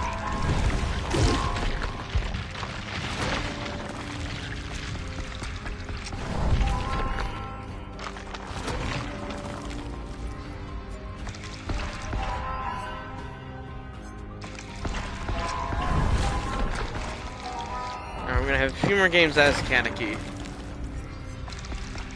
See if I can get this iridescent chaser challenge. As well as get to tier. Alright, the plans for this stream now are to get tier 1 on the. Is to get into iridescent rank 4. Or is it 5? I think it's rank 5. Iridescent grade 5. Get this iridescent chaser that I need.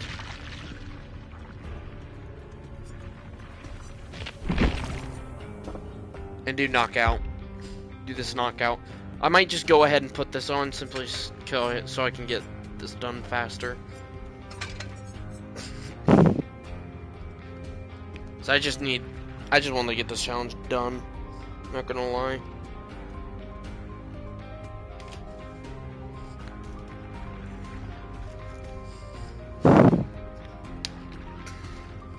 I might put a more open map.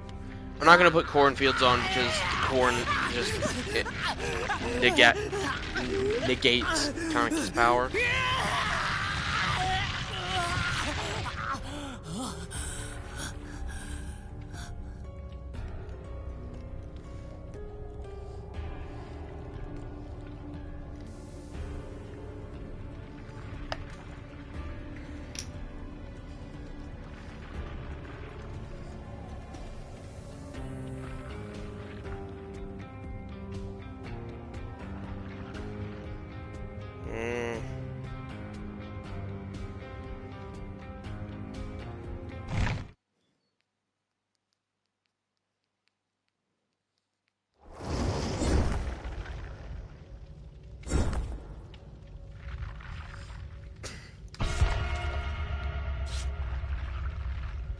Yeah, sorry guys. Sorry.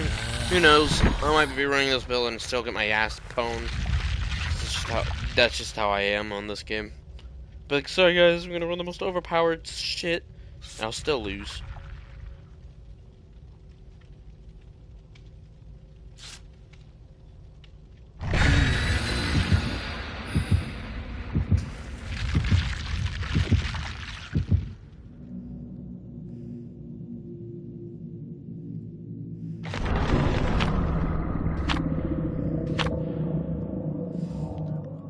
Fucking really? Alright. Next game I'm putting on the Sacrificial Ward. As if someone's just sent me here. I know I won the last game, but that's because no one sent me. No one was prepared to have that map. Oh, it's gonna be such an annoying game. This is gonna be such an annoying game. Maybe replace Grim. Nah, I don't want to replace Grim Embrace. Grim Embrace is necessary.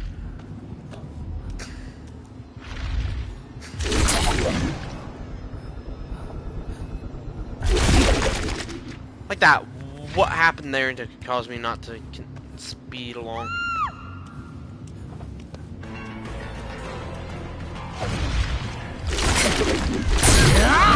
Okay, not the survivor I was trying to hit. Thank you, game.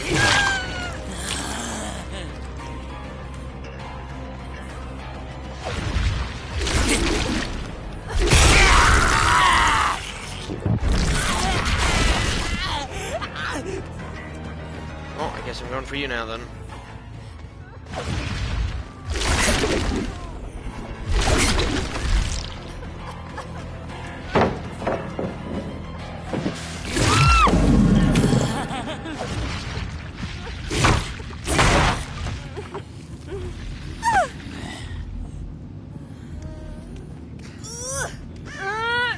Now, I can lock in. Where am I going for?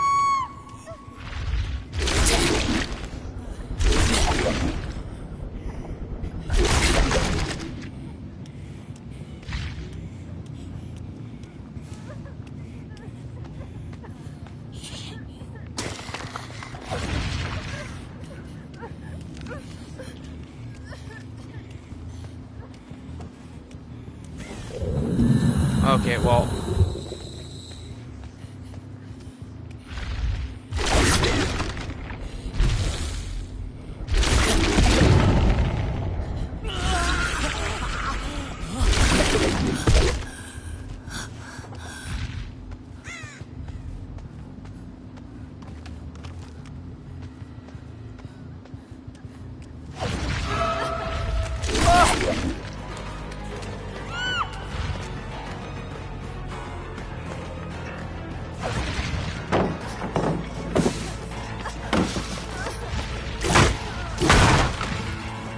No, man.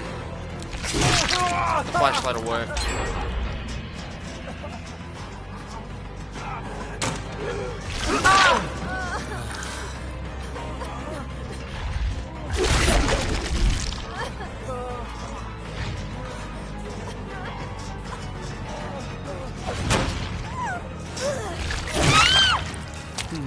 Wow, you guys are just launching yourselves at me, aren't you?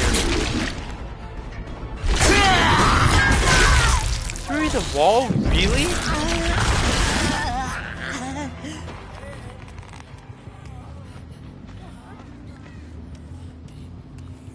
Yeah. Stop trying to...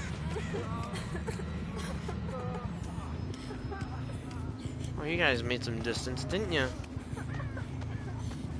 Wait, what? Did you guys crawl back upstairs?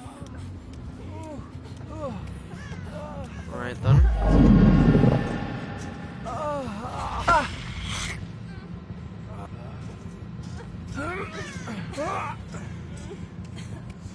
If I'm lucky, I'll just save her. Yeah, she's close by.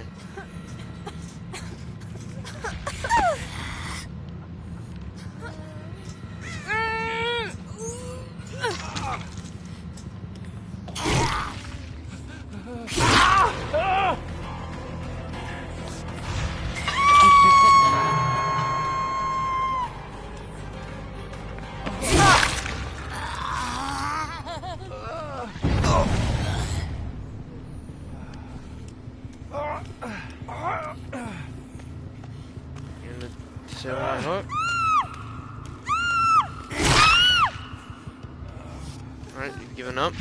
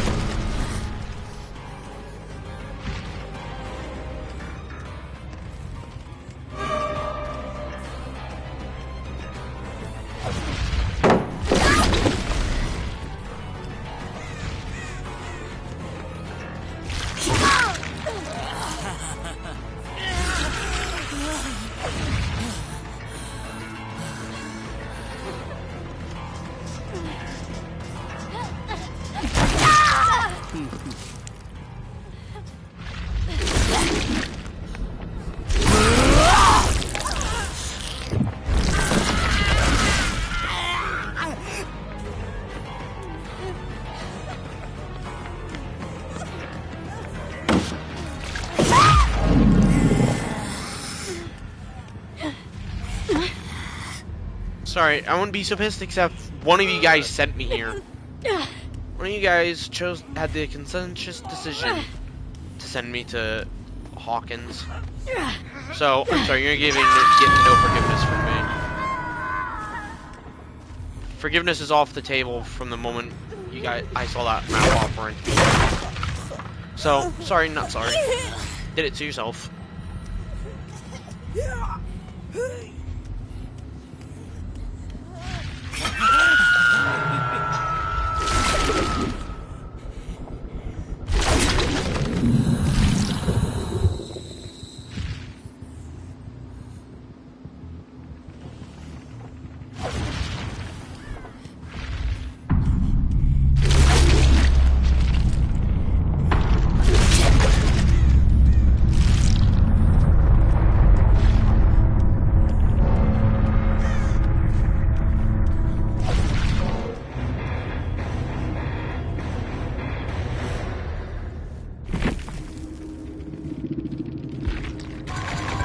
Silver again! I just want that iridescent, man. I just want that iridescent add-on. That iridescent chaser. That's all I want in my life. Oh my god.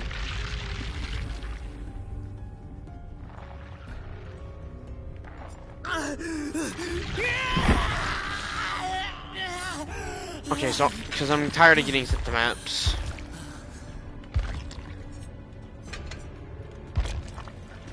I'm gonna have to put that on.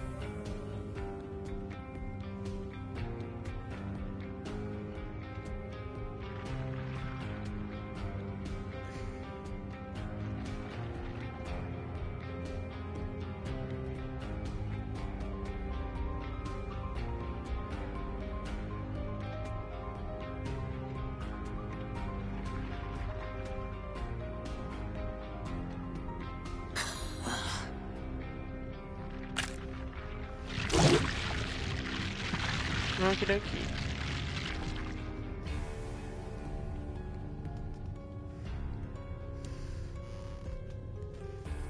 I wouldn't have been so competitive then, but someone brought in a map offering, so.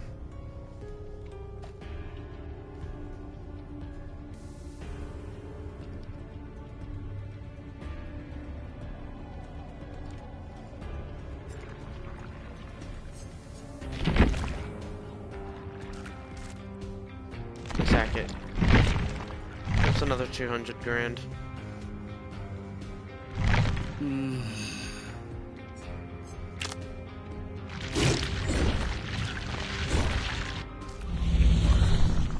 So for the rest of the killer challenges, I've got 2 different survivors within 60 seconds.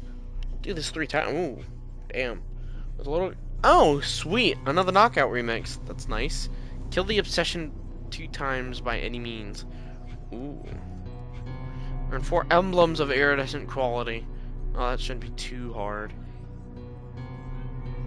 Open a total of. Oh, survivor. Huh? I was like, wait, why would you want the kill? Okay. Kill 3 survivors by any means. Alright. It seems like these 2 are the hardest ones out of the lot. Out of the whole challenge kit. The other killer ones don't seem too bad. I'm gonna do this one after I get this last iridescent chaser because I don't want to.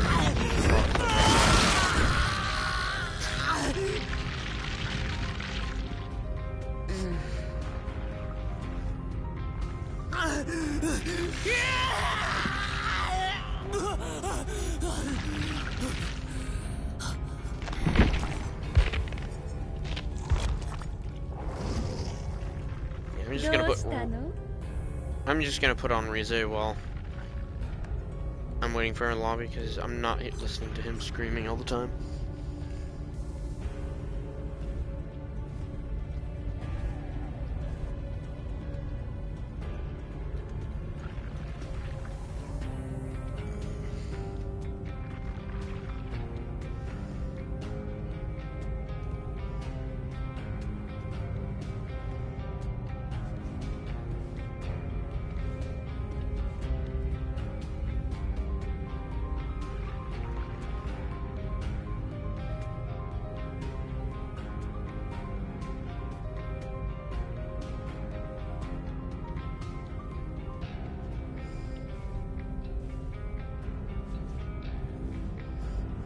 right.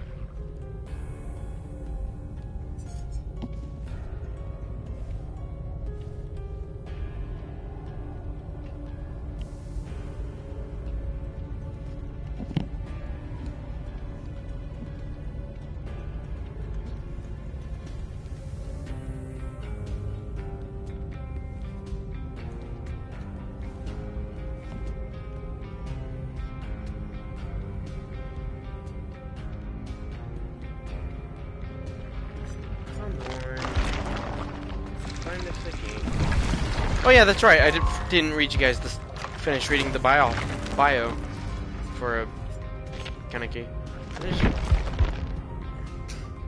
Wait, where was I? Ah, yeah. Oh yeah, because I got to the binge eater and started going on a rant about how she shouldn't be called. She wasn't known as the binge eater. She was. Oh. Oh my lord, I am dumb. I misread this entirely. Risa showed her colors of a ghoul known as the binge eater. That's the kind of category she was known as. And you know what? That's what. Yeah, that's the strat. That's the strat. After waiting a bit, you should just change over to the bio and start reading it. Because for whatever reason, the game just does not want me to finish reading this bio for you guys. It'll happen eventually, one of these days. Oops, sorry, pardon me. There's disgusting.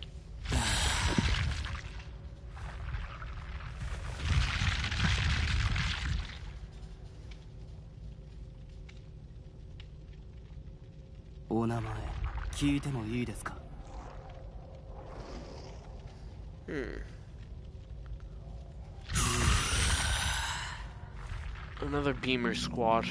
Well, two beamers.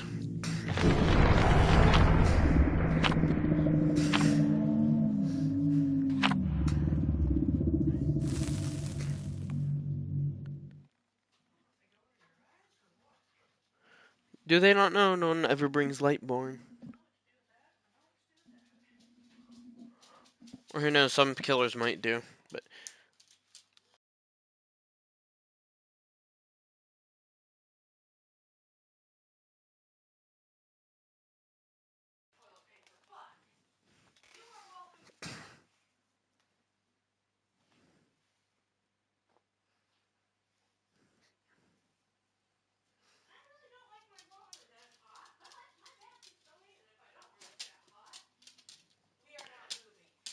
And my dog's back.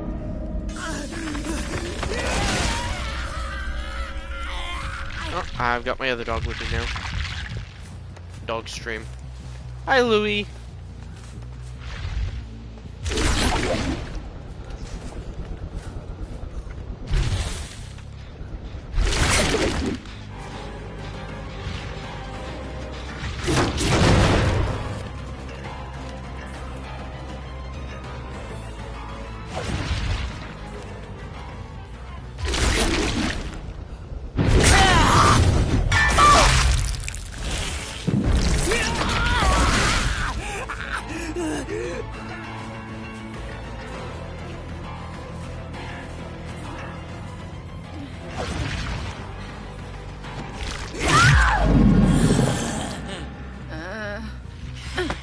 I'm back, guys. Sorry, I've been being talked to by... I can't remember.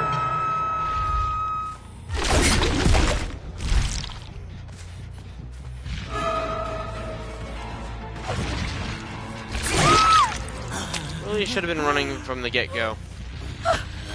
Not waiting and seeing what I'll do. Are you serious? Alright. Beamer squad done, huh?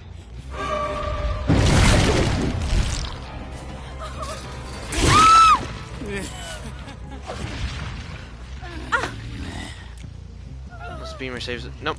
They're not possible through fences. Good to know. And I'm gonna lose blood favor here in a sec.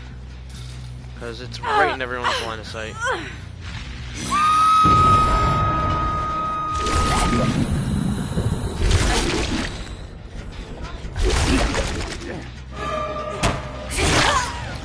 Don't know how that was a hit, but you know what? I'll take it.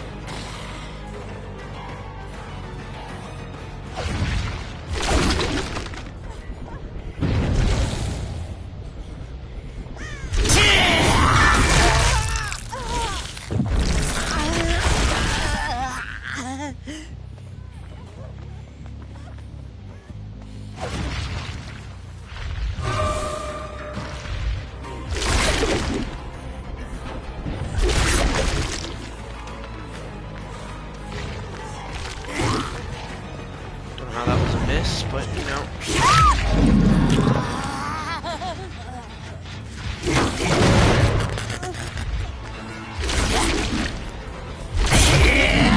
Oh, come on, game.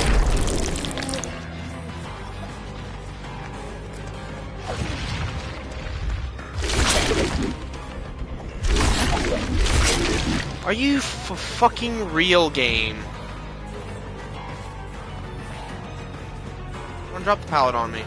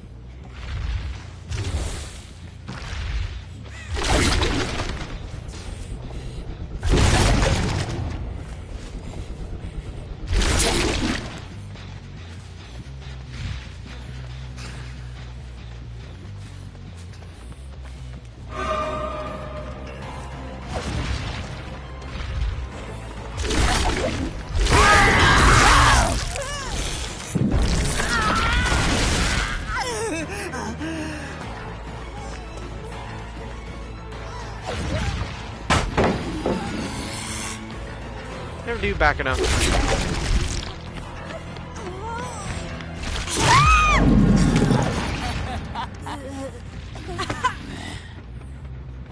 Because I didn't open that hole. No one can go around and get that easily.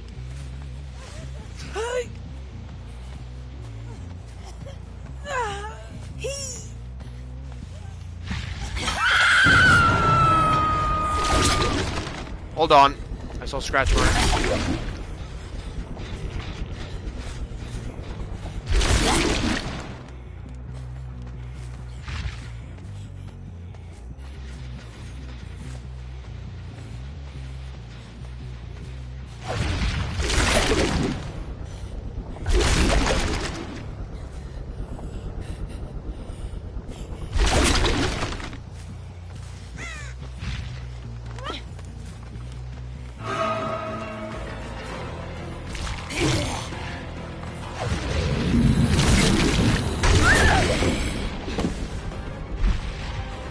Are you kidding me? I can't. What? What's this? Game. Okay, well, apparently Kaneki's bugged. What's this bug for?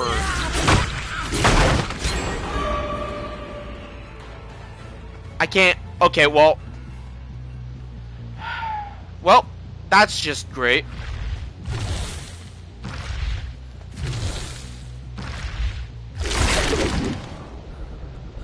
There we go, I got my full range of motion back. What the fuck was that about?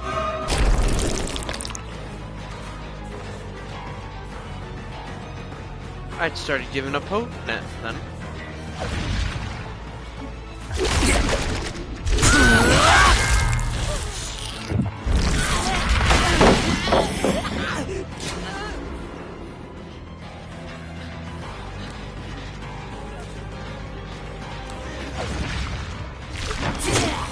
Oh, come on, that should have been a hit.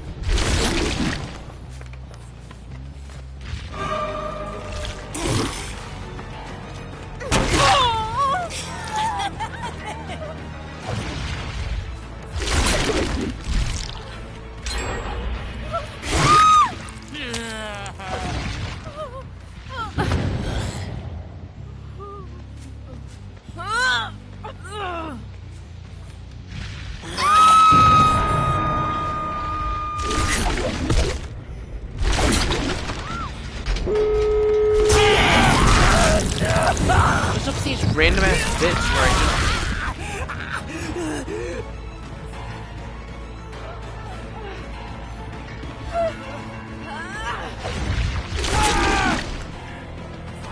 That's lovely game.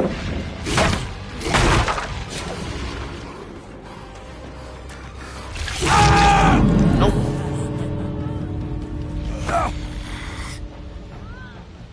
I've actually paid attention to the noise cues actually, so. Nope. No, you're gonna become exposed real soon.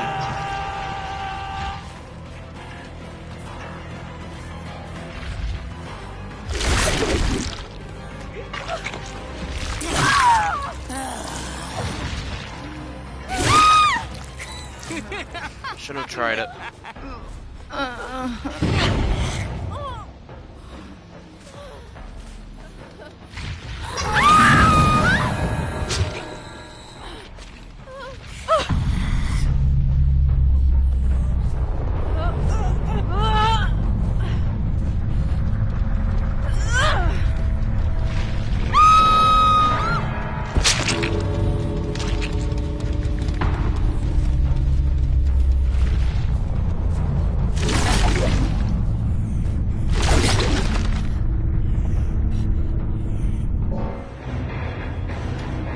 That was annoying. That little bit of can't move. And still no. Oh my god. This challenge is so annoying. I don't know why I'm not getting these chaser medals. Oh my god.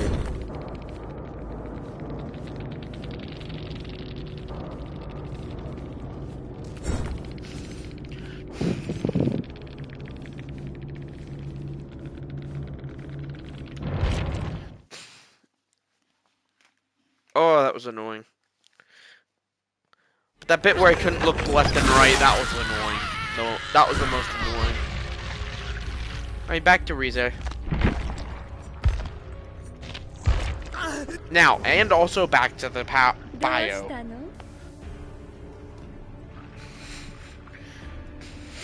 Those of a ghoul, type of ghoul known as the binge eater.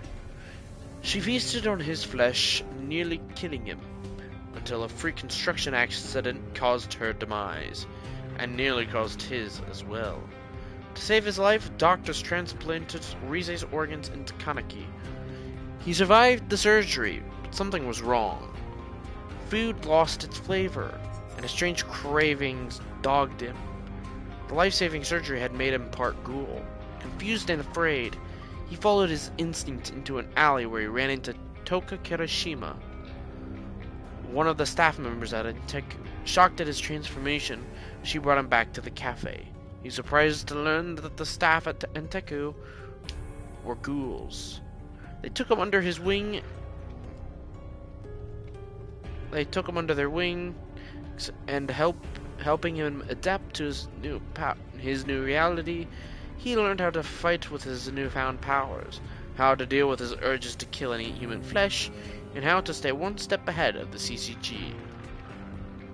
His adaptation to his new life was cruelly interrupted when he was kidnapped and subjected to unprecedented physical and mental torture at the hands of a particularly cruel ghoul named Jason. His captor's exercises of control and profound violence were so diabolical that they broke Kaneki's mind, stripped him of what made him human. His sense of self was shattered, and Rize stepped into the empty space, encouraging him to take control of it in his own life. And control is what he took. Paying back Jason's violence in kind, he broke free and battled his captor. The torture made him numb to the pain, and his shattered physical psyche left him no space for hesitation. He defeated Jason after a short battle, and he devoured him. He had been dragged into a nightmare, a tormented boy, but he walked out a powerful ghoul. He considered what this would mean as he pushed his way through the heavy doors, and barely noticed as the black fog pulled around him. I can't read that because the reflection of the floor, his feet. He walked out confident that the torture was over, but as he observed his surroundings, he realized that perhaps it had only begun. Yeah, I'm sorry, it was a bit hard to read these last few lines of text, simply because the reflection of the light is just that close to that of the text, the coloring of the text, so it made it really hard to read. But hey, we managed to read it without getting interrupted. So that's a plus.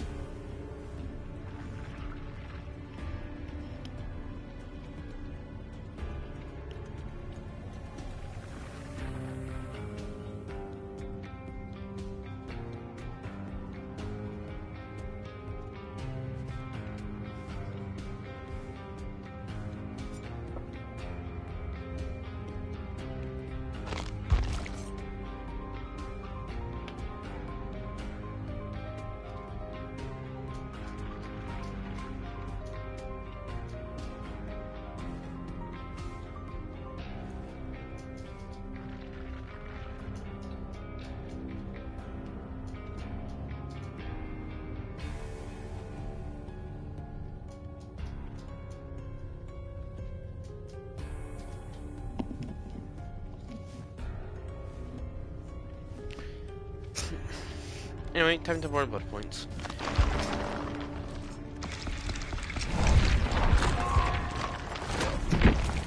Actually, before I do, I'll turn this back into my endgame build.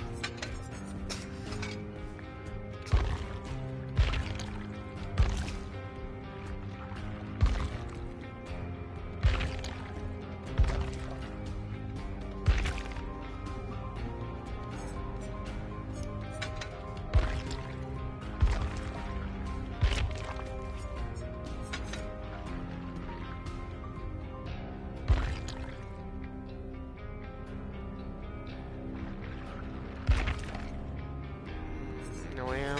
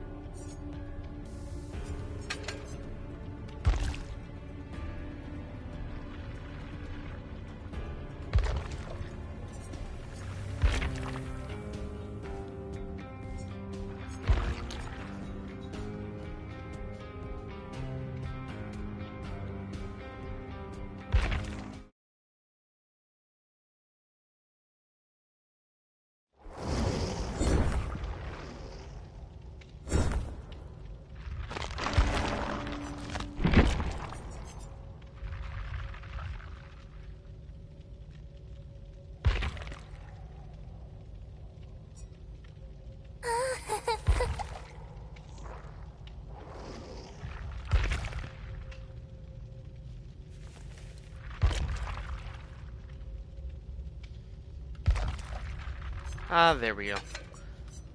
Okay, we're not running now. Where's my Oh, whoa, that's not. I'm gonna play kaneki, not Rize.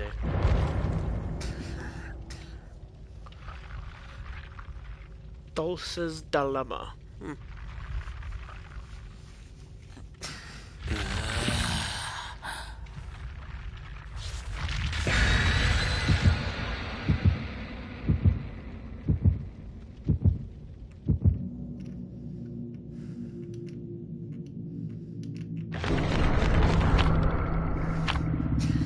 Ha! We're not going to RPD. Fuck RPD, man. I mean, Kaneki can perform well in times, but there's certain spots where his power just flings him into the corner, and he can't continue chaining his tentacles.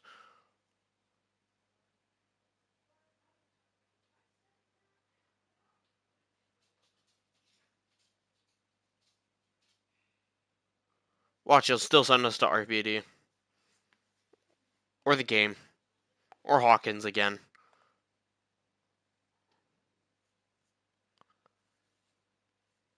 And gotta save him.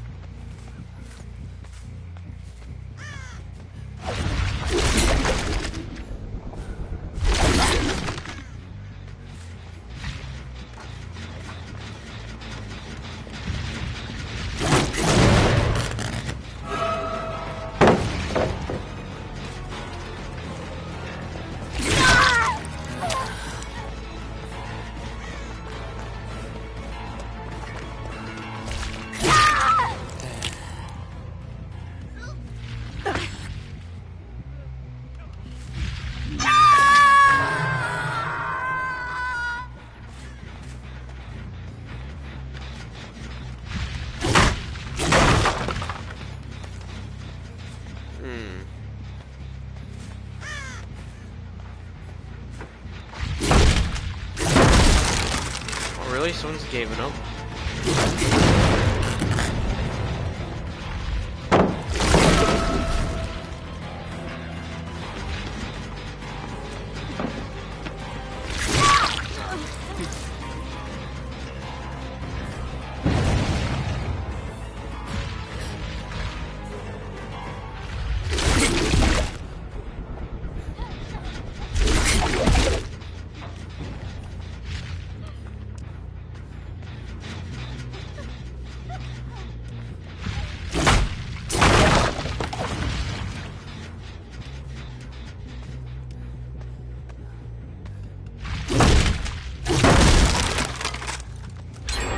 I'm getting tired of playing this game.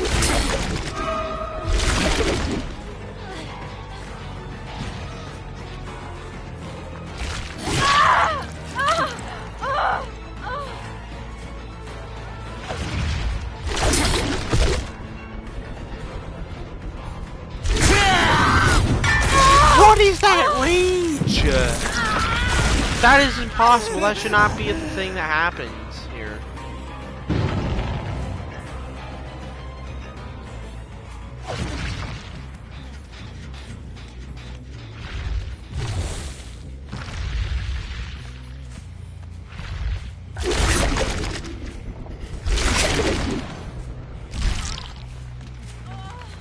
Hi.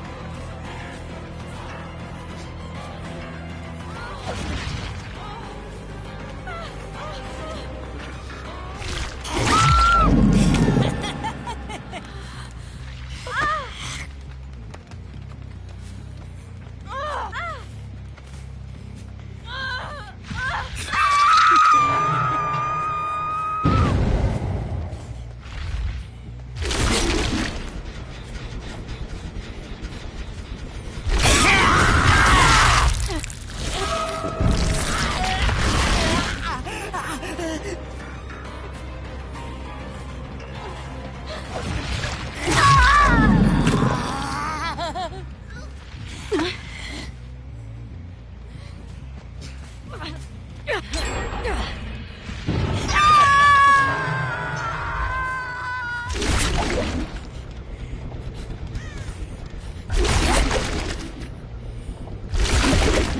come on, that should have been a hit, but you know.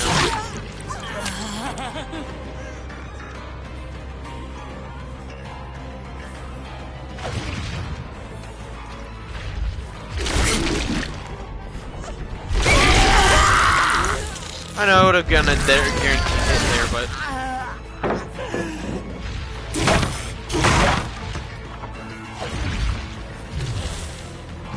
it's a horizontal surface. I don't know what you're talking about, game.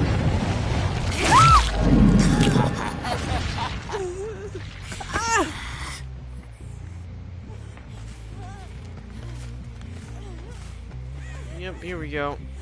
The final token for Nana Free and no way out.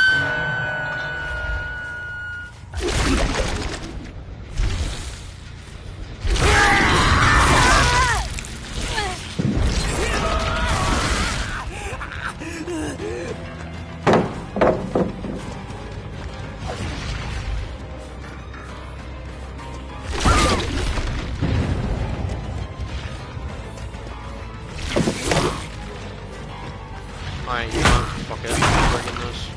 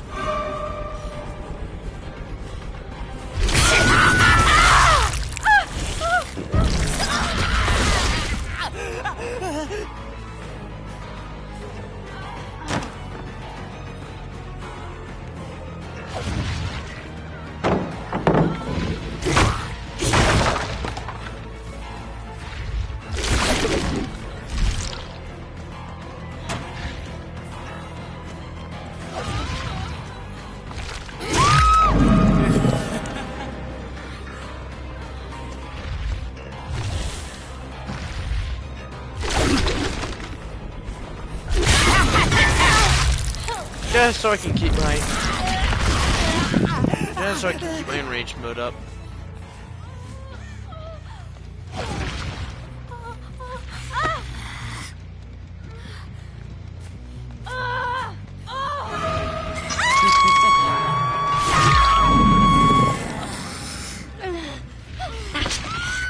Decisive.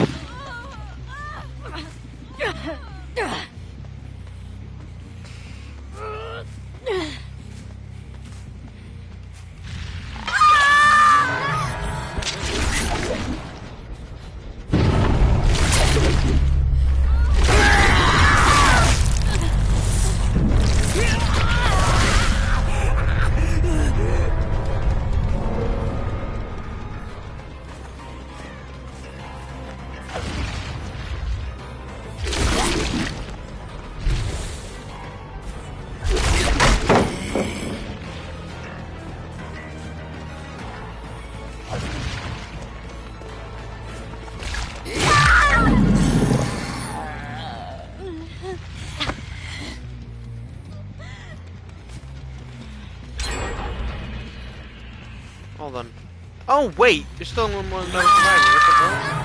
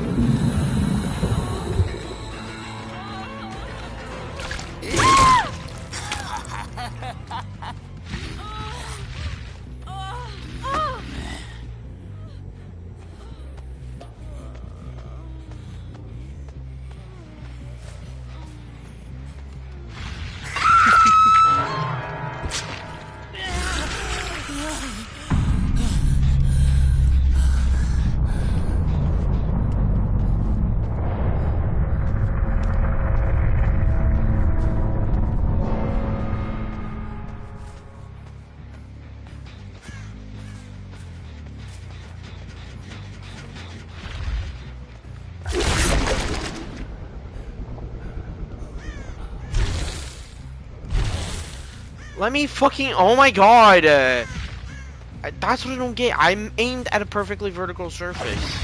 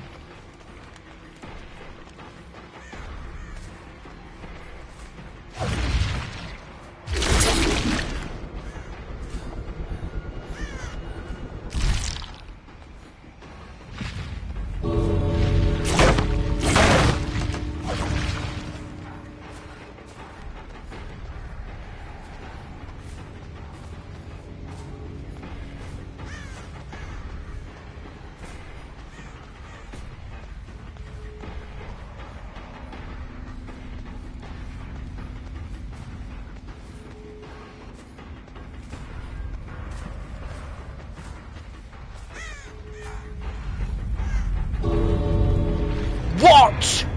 Oh, you son of a bitch! You had the fucking key. Oh, you son of a bitch.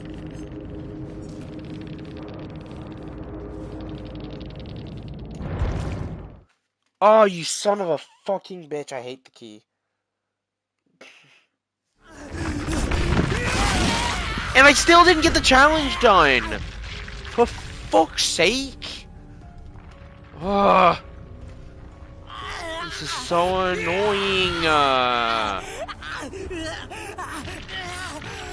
want this fucking challenge done. Why is this such a fucking bitch and a half to get?